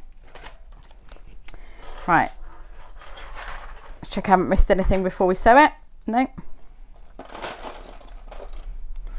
Okay, right, so I need to change my thread colour and then we'll come back and sew this. So if you've got an extension table, grab your extension table and we'll get ready to sew this. Right, okay, change my bobbin as well, so now I've got a fresh full bobbin. Okay, so all we are going to do then is pop our exterior main panel down and we're just going to sew this into place exactly the same as we did for the lining. Again at 3/8 of an inch or 1 centimetre seam allowance. I'm going to back stitch at the start and the end and I'm just going to work my way around the entire bag. Take your time, okay, because this is bulky, and just make sure that you're manipulating this extra bulk of fabric out of the way so that whatever goes under your needle is completely flat, okay, and that's how we'll avoid getting some puckers in these corners.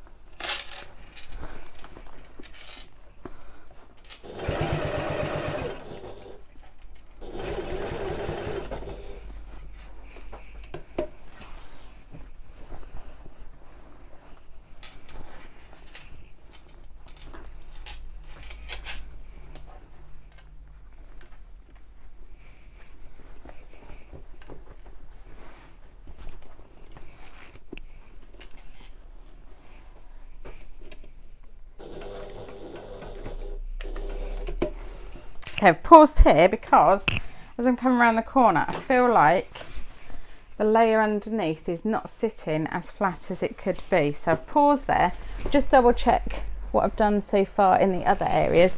Check they're okay. Yeah, they're okay. Let's have a look what's going on inside in that area. Okay, that actually looks fine. But I think it doesn't hurt to just take it off and have a little check and then start again in the same place. Just flatten that down. I can add a little clip in to flatten it a bit further than I can reach, so that as I get to that bit it's nice and flat. These corners at the top are a little bit tighter. Okay, so I'm just going to carry on where I left off, back stitching at the start and around this curve.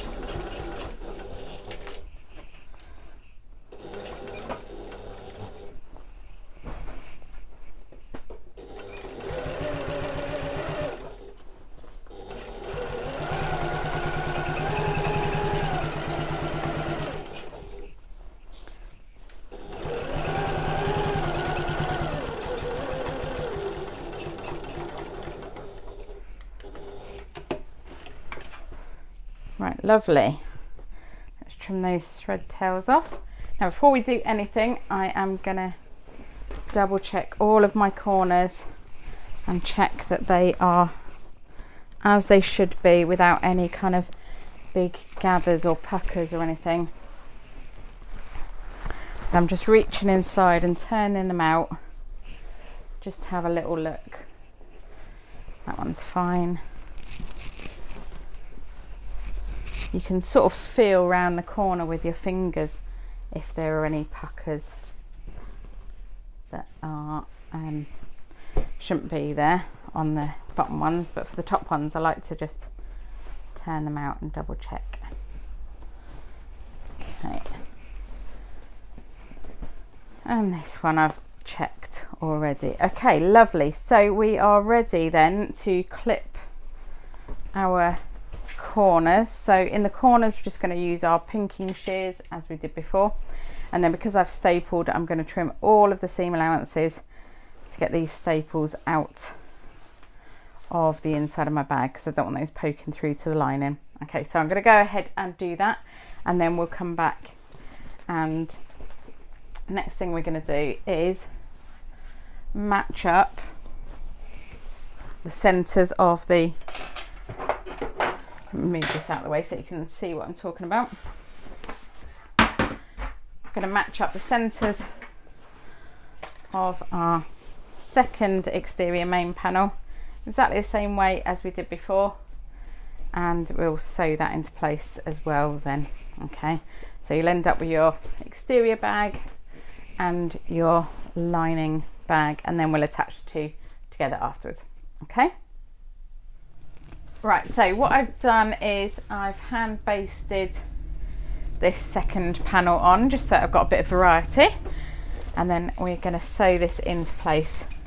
So I'm going to sew exactly the same as I did before with my regular stitch length, regular seam allowance, back stitching at the start and the end, and I'm just going to move all the way around, just moving this bulk out of the way so that what I'm sewing under my needle is just completely flat there.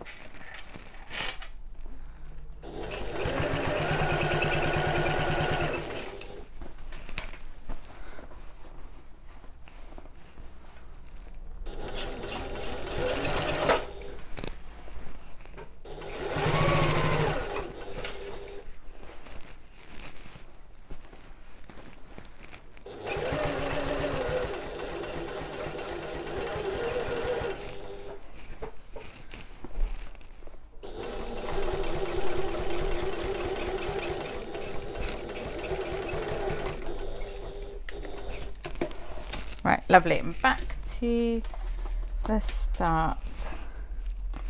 Then now I did go a bit squiffy off of one of the corners, so I'm just going to double check whether I've actually managed to maintain my seam line. Yes, I have. Okay, good. I thought I'd gone a bit off, so that's fine. Right, before I trim that down, I'll get rid of my extension table. Before I trim that down, I'm going to have a look through my turning gaps and double check all of those curves are correct. So do you remember we've got 2 turning gaps? I've got one in the bottom of my zip pocket, and I have just remembered that I forgot to double check that the zip was open. So this could be a fun surprise, although we've got another turning gap in the bottom of the lining, so it doesn't matter too much if I have left it open. I'm just unpicking this turning gap in the zip pocket. And remember, we left quite a sizable turning gap because this is a sizable bag. Okay. Right, let's see. Did I leave my zip open? Oh, I did. Oh, well done me. Okay, so I'm just reaching through and having a feel round these bottom curved corners to check that there's no puckers. You're going to get very up close and personal with your bag at this point.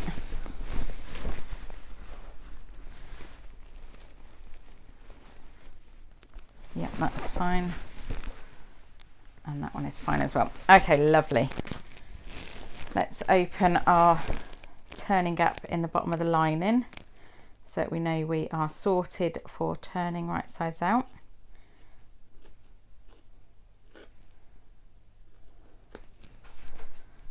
It's all coming together now.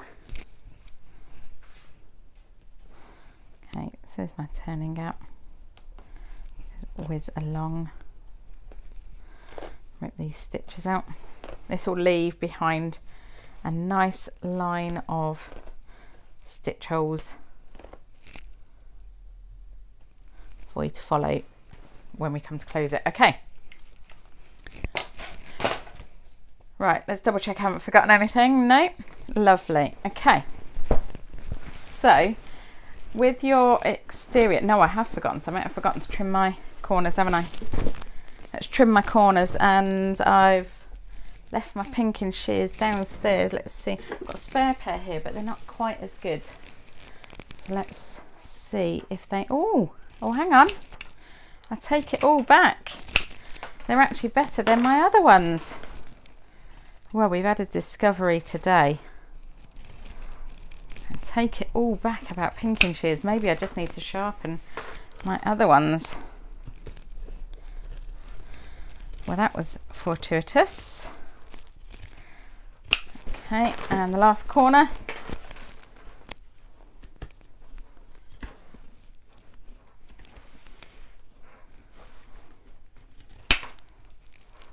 Oh, a bit stuck. There we go, lovely. And because I've hand basted this one, I don't have to worry about cutting any seams or staples or anything off.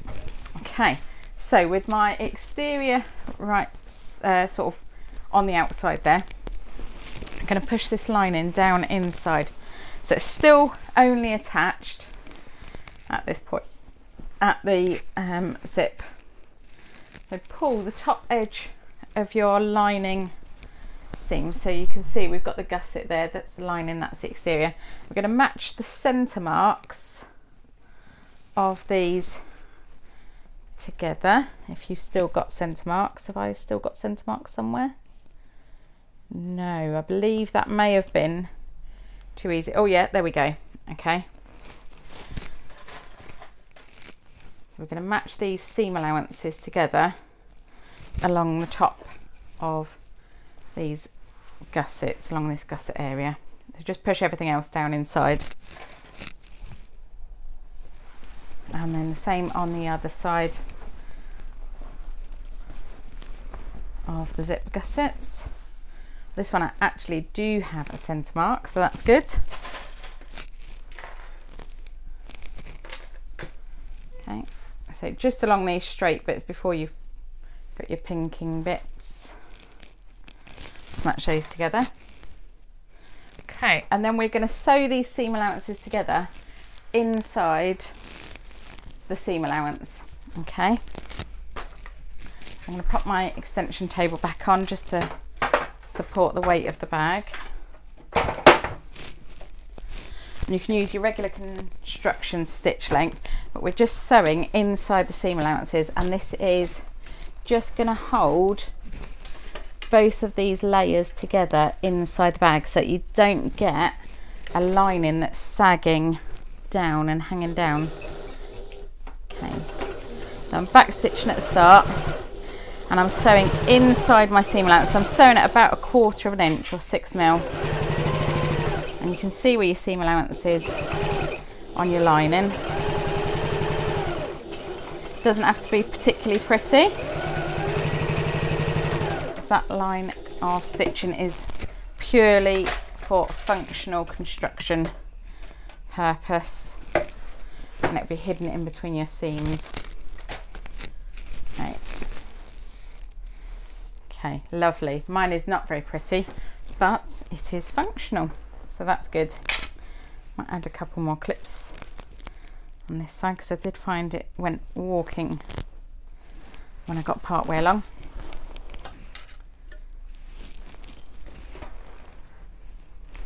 Okay.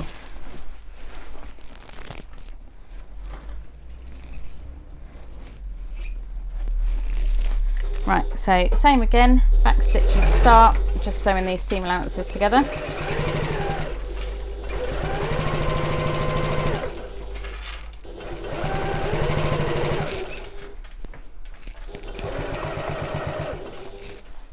Just pull this bulk back out of the way.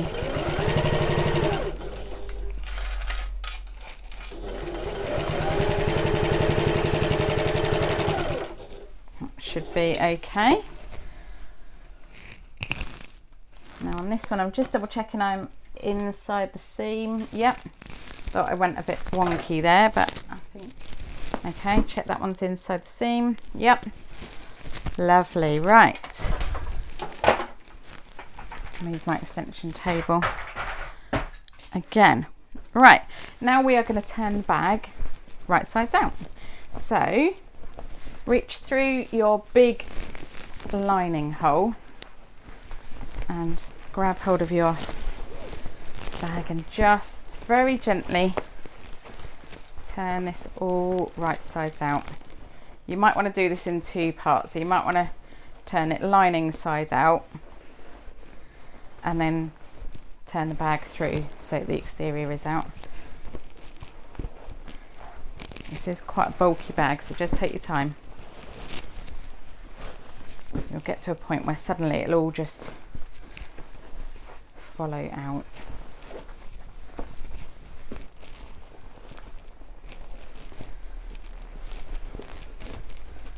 You can take a break during this bit if you want. If you get to this point you think, oh, this is too hard, I need a break, just take a little break, that's okay. But this is why we've left such big turning gaps. A nice squash through. Okay, we're nearly there. We are nearly there.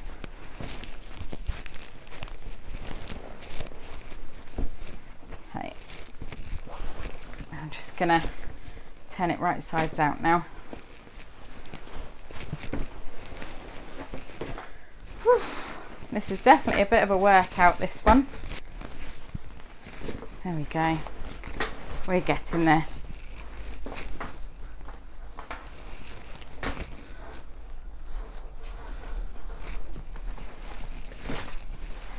Nearly there.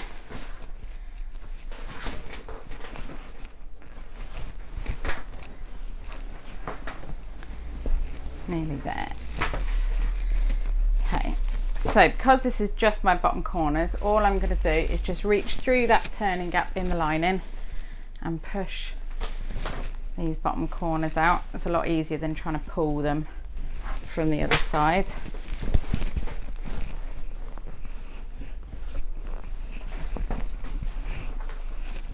And this top corner, and that top corner. And where you've sewn your seam allowances together, you will have limited movement in some places because you've sewn your seam allowances together. Right. Oh my goodness, I love it. Absolutely love it. Right, next we need our foam core board, bag base, and our feet. So mine are under the table. Let me retrieve those. Okay. Oh, there we go. So I'm going to pop this through that hole in the bottom of the lining. Try not to bend your foam core board if you're using foam core board. It's much sturdier if you can keep it unbent. Okay, so I'm just nestling that in between the seams in the bottom there. Then with one hand inside, I'm going to pop these feet in through the base and through the foam core board as well. So start at one end and pop one in through the faux leather, and then I'm just going to wiggle this foam core board around till I can find my hole. I might be coming at this from the wrong side because I can feel the hole very well on that side. Oh, there we go. Okay, so once you've got that in place, just open out these prongs.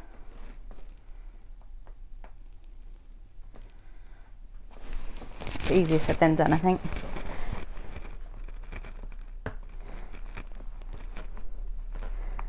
There we go, there's one. Oh, hang on, that's in a different place. Have I punched too many holes or have I put it in the wrong place? I think it's gone through the wrong place. Let me start again. Can't get my foot out now. Things you never thought you'd say. Right. Use my handy spoon.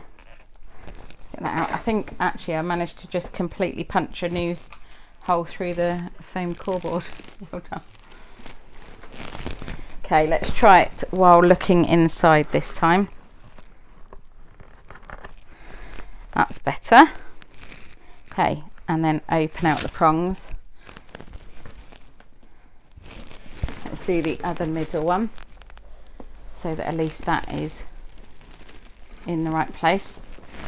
Okay, so that's through, and then I can open out these prongs, and then I can do either end.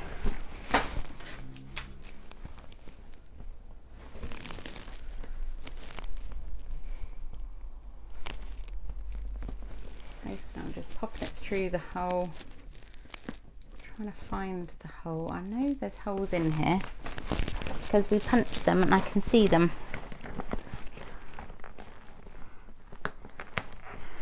There we go. And open that out. You can use your spoon to open these out if you want. Okay.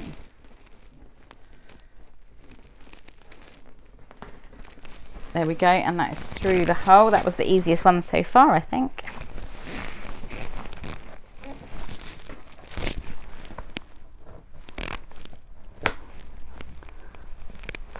Okay, and then the final two, just check how your base is looking before you pop your final two in case we need any adjustments. I think that looks fine.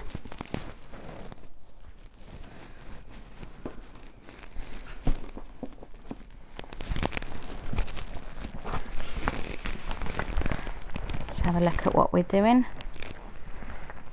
Oh dear, hang on. I've pushed my feet through. Let's do this one. Okay, that's in place. I can open out those prongs. Now I'm going to add a bit of tape onto these to hold them secure, but you could also go one step further and just add a dab of glue before you add the feet as well, if you want to be sure that they're very, very secure. So I'm just pushing down on my foam core board to be able to open those prongs out nice and wide. That one's fine. Just checking all of these sets of prongs, make sure they're all nice and open. And then I'm going to add a little bit of tape to the back of them to make sure they're nice and secure. So I'm going to cut 6 pieces because I've got 6 feet. Wish I was 6 feet high though. That would be quite handy. Be able to reach things off the top shelf then, wouldn't I? When I go to the supermarket. Right. Oh dear, I've dropped it. Oh, there we go. Getting exciting now, isn't it? So I'm just going to pop these over the back of the prongs, and that will secure them and also prevent them rubbing through to the lining. Okay, 1, 2.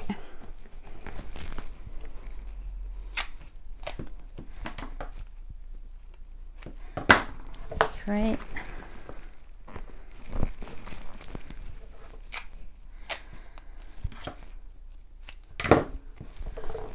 4.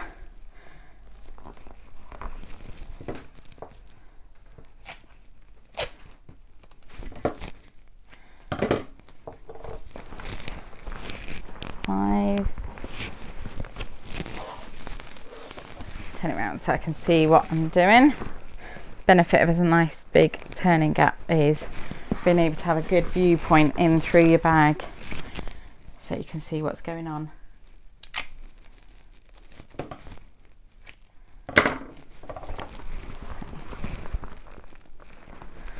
Lovely. Okay, right, that is all done. Let's double check I haven't forgotten anything, and then we can go on and finish this bag. Right, so what we need to do now, we've got our 2 turning gaps. We've got our 1 in the lining and 1 in the zip pocket. Turn it this way so you can see what I'm doing. I'm going to reach through my zip pocket and pull these lining pieces out. Okay, this will be a bit of a strength challenge. Okay, but I just want access to that bottom seam of this lining panel. And have I got centre marks on here? I've got a centre mark there and a centre mark there. Okay, so we'll match those up.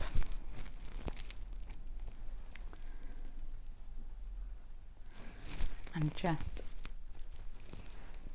all we're going to do is just re-sew this seam all the way along the bottom. So we've sewn it once and then unpicked it to turn the bag through, and it was well worth doing that, wasn't it? Because that gave us a nice big turning gap.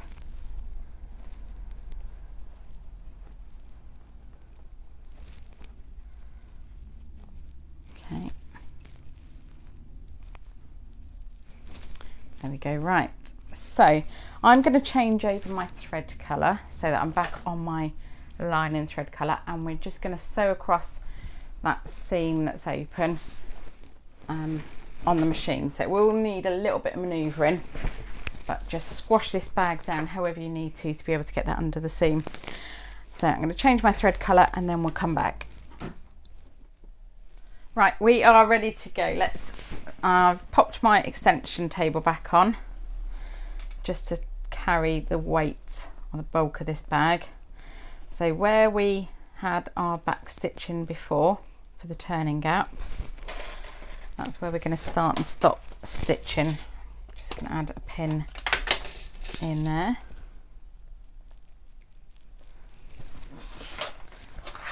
Okay, so don't worry about any of this bulk or how you're squashing this bag down, as long as you can get that seam area under the needle flat, that's completely fine.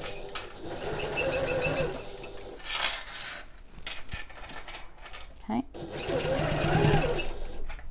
we're just sewing along the original seam line, 3/8 of an inch or 1 centimetre.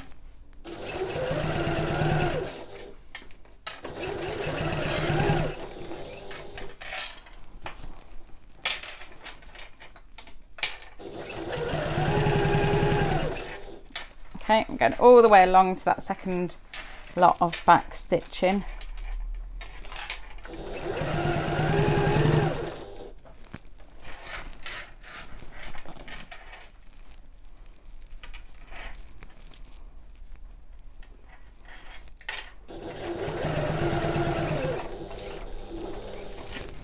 Okay, and just keep going. Just got to move my bag out of the way. It's a little bit bulky in the way, so I can get right up to that back stitching, and a bit of back stitching on this bit, and we are done with this. I'll just check it before we consider it done, just in case. I've got lots and lots of stray threads here as well. Okay, so I'm just checking to make sure that I've gone all the way up to the original back stitching line, because if not we'll have a hole. So I'm just having a look inside. So I've turned it, pushed it back in. Let's have a look. Yeah, there's no holes along that bottom lining seam. All of these bits are turned out, so I am ready to close my final turning gaps. So pull out your zip pocket, and we're going to push these corners out. So again, we've left our line of stitch holes here that we can follow when closing this. So we're just going to fold along this line.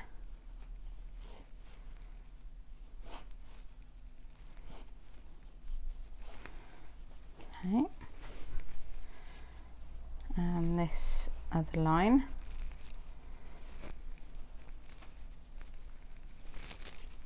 and then give them a little tug and they should fold under naturally. Once you're happy those are all nice and neat and your raw edges turned under into this, we're going to top stitch this closed. If you prefer to hand stitch this closed, you can close it with a ladder stitch. If you are done with hand sewing and just want to get this bag finished, then a close machine top stitch is absolutely the right choice at this point.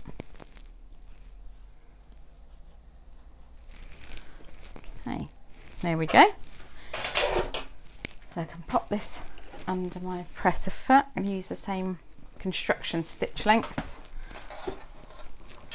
and we're going to sew across this turning gap. I'm starting near the corner there,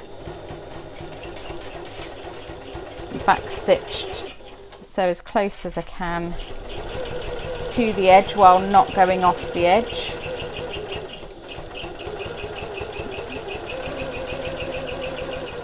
Sewing all the way across to the other end, and back stitching, and then give that a little trim. Lovely. All good. Okay, that's our main bag done. You can pop that inside. Now's the time for the final press. Make sure all of those corners and edges are nicely turned out. So you can roll these seams, you can give this a nice final press. Now if you are not bothered about crossbody strap, you can use it as is. If you would like to make your crossbody strap, that's what we'll do next. I always leave my strap to last because I hate making straps, as you might know. So I think I might leave that stuffed while I make my crossbody strap so that it can hold its shape ready for adding the strap afterwards. But I'm quite pleased with it so far. I hope you're pleased with what you've made so far. Right, let's get sewing with the strap pieces next, or the strap piece. Okay, the last thing we need to sew is our strap. So all I've done is draw a line along the centre. That's 3 inches or 7.5 centimetres from each long edge, and I'm going to fold each long edge into the centre. Okay, so exactly the same as we did for the handles, this bit. We'll change afterwards, I promise. Okay, and we're going to use our top stitch in stitch length, and we're going to sew at 3/4 of an inch away from the folded edge. Okay, now if you're not confident that you'll be able to do that, then I do recommend drawing the line on to your faux leather, because it won't be seen, it'll be inside. Okay, so I'm going to use my top stitch in stitch length. I'm only going to back stitch at the start and the end, because it really annoys me when my stitching comes unravelled while I'm constructing my strap. So we're going to sew along both long edges 3/4 of an inch or 2 centimetres away from the edge.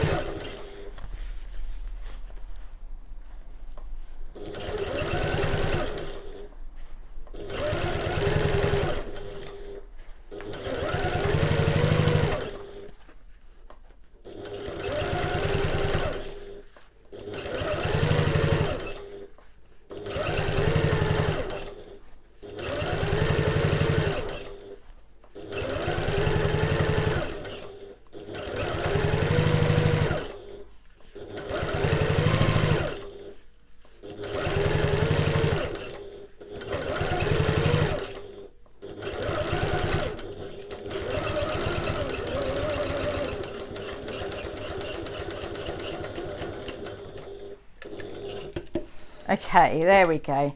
There are some people who love sewing straps and find it very therapeutic. I am not one of those people. I find sewing straps very boring. So I wish I could speed myself up in real life. I think that would be very good. Right, we've got both sides in to the centre. Of course, if you were using cotton, you could just press that into the centre. You wouldn't have to sew it. Okay, now what we're going to do is we are going to fold this. So you've got the folded raw edges here. We're going to fold this back on itself to match those folded edges at that end. Okay, I'm going to do this on both things. So that's right sides together, I suppose, but the raw edges should be poking outwards like that. Now we're going to sew along each end, and I'm going to start at the folded edges so that I know it is nice and even. We are going to use a 1/4 inch 6mm seam allowance, and we're back stitching at the start and the end, and then we'll do the same for both short ends. Oh, this one's not quite even. There we go. Doesn't matter if they're not fully even, as long as the folded edges are level.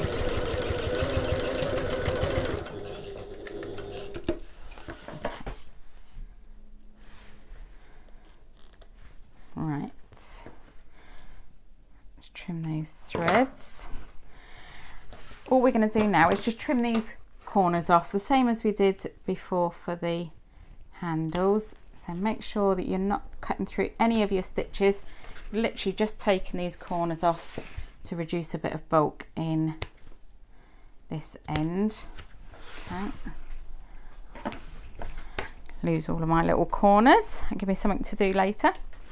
Okay, and then we're just going to fold these out. Okay, so where you've got the end sewn there, we're just going to turn it right sides out and push out that corner. Get my handy dandy spoon and push that corner all the way out like so. Okay, just trim that extra thread off there. I've got nice extra thread, and then I can add a clip to make that nice and even. So all of our raw edges are going to be enclosed inside this strap. Okay, let's turn this end through or out. You can just finger roll this to make sure that it's all sitting nice and neat, and then add a clip there. So what we're going to do now is we're going to fold this in half, matching those folded edges all the way down, and we're going to sew along the long edges to enclose those raw edges, give us a fully enclosed strap. So I'm going to sew along the open end first,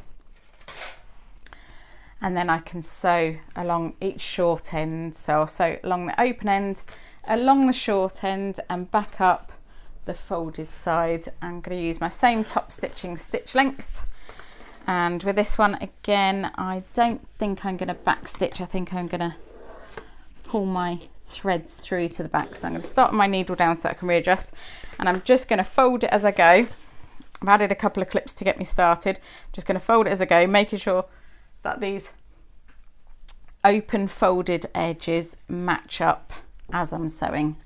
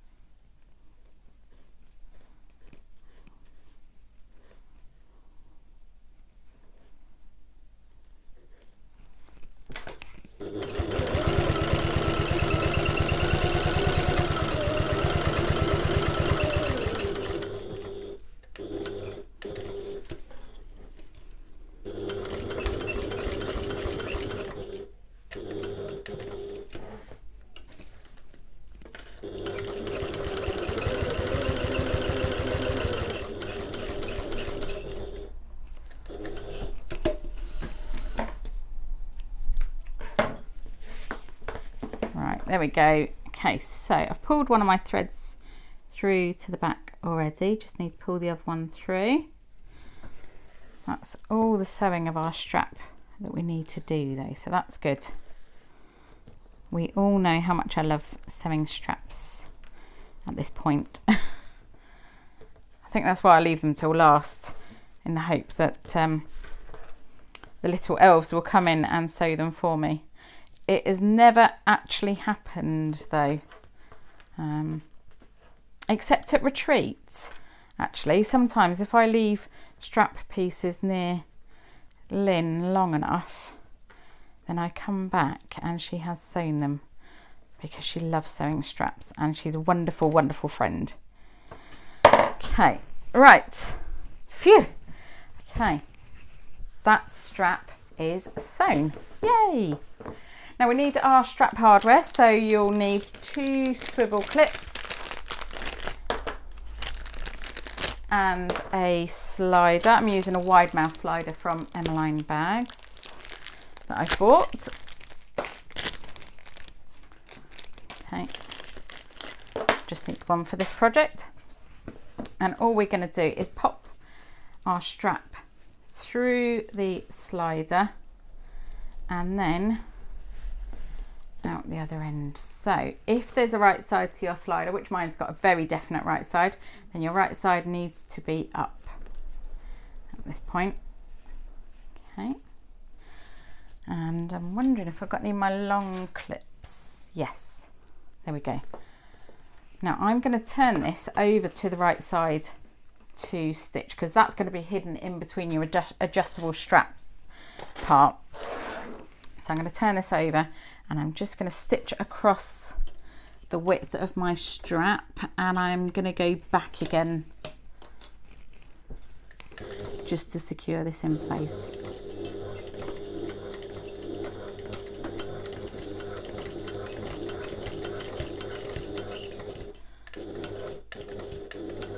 Okay, so I've gone across once. Let's see if I can pivot actually and turn around. That might be easier. I was going to reverse, but I do tend to go a bit wonky when I have to reverse when I'm sewing, which is funny because when I drive, actually my reverse is much straighter than my forwards. Okay, so I've pivoted and I'm sewing back over the same line of stitching, and there we go. Okay, let's trim some of these threads off. Now you can make this strap out of webbing if you want to, or if you are not going to carry it on your shoulder, you don't have to make a long strap. Or you can use a long strap from a bag that you've already got if you prefer not to make a strap. Or you might love making straps and make lots and lots of straps for all of your friends. Right, okay, so let's see how I can position this so you can see the whole thing. Okay, so now we're going to pop a swivel clip on, okay, and you can see how I've got my strap not twisted and the swivel clip or swivel clasp is sticking out like that. Okay, so I've got my tail of my strap, the right side of my strap slider and my swivel clip, and then I'm going to thread this loose end of strap through that slider and back out the other side. Okay, thought I twisted my strap there. So what you should have is one swivel clip on one end, your slider in the middle, and your strap tail sort of hidden in between the layers there. And then all you need to do is pop your second clip on, and I was just checking, I thought I'd scratched it then, but I think it's all right, and fold it over. Does it say how much to fold it over by? Yes, 1.5 inches or 3.8 centimeters, and that should be plenty for you to get a real good secure grip on it then. And I'm going to do exactly the same as I did before. I'm going to pop over onto the right side and just sew this into place on the right side. Okay, there we go, lovely.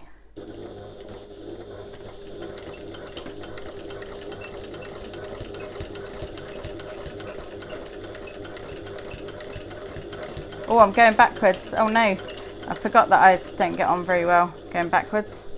Oh well, I seem to have done pretty well that time. I bet I couldn't have done that if I'd tried that the first time. Whew, phew, I won't complain, we'll take that. Okay, so that's your strap finished and ready to be attached to your bag. If you want to add a couple of rivets to this, you can. The stitching on this one is so that you have got space to add a rivet either side of the stitching, so you can have 2 rivets, and you can also separate this out and add rivets onto your thread, onto your strap tail as well. So all that you need to do now is attach this onto your bag and you are ready to go. Right, the last step then is just to add our strap on. So retrieve your bag and then we're just going to clip the strap on. Left mine quite short, I'll make it a little bit longer. And then we're ready to go. I think we need a nice little break, nice little getaway to use our bag. There we go. The bag is completely finished, so you can either use it with this long crossbody strap or with these shorter handles, these shorter shoulder straps.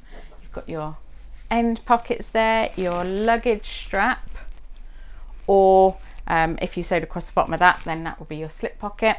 You've got your passport pocket, or tickets, boarding passes, rail card, whatever you like in there.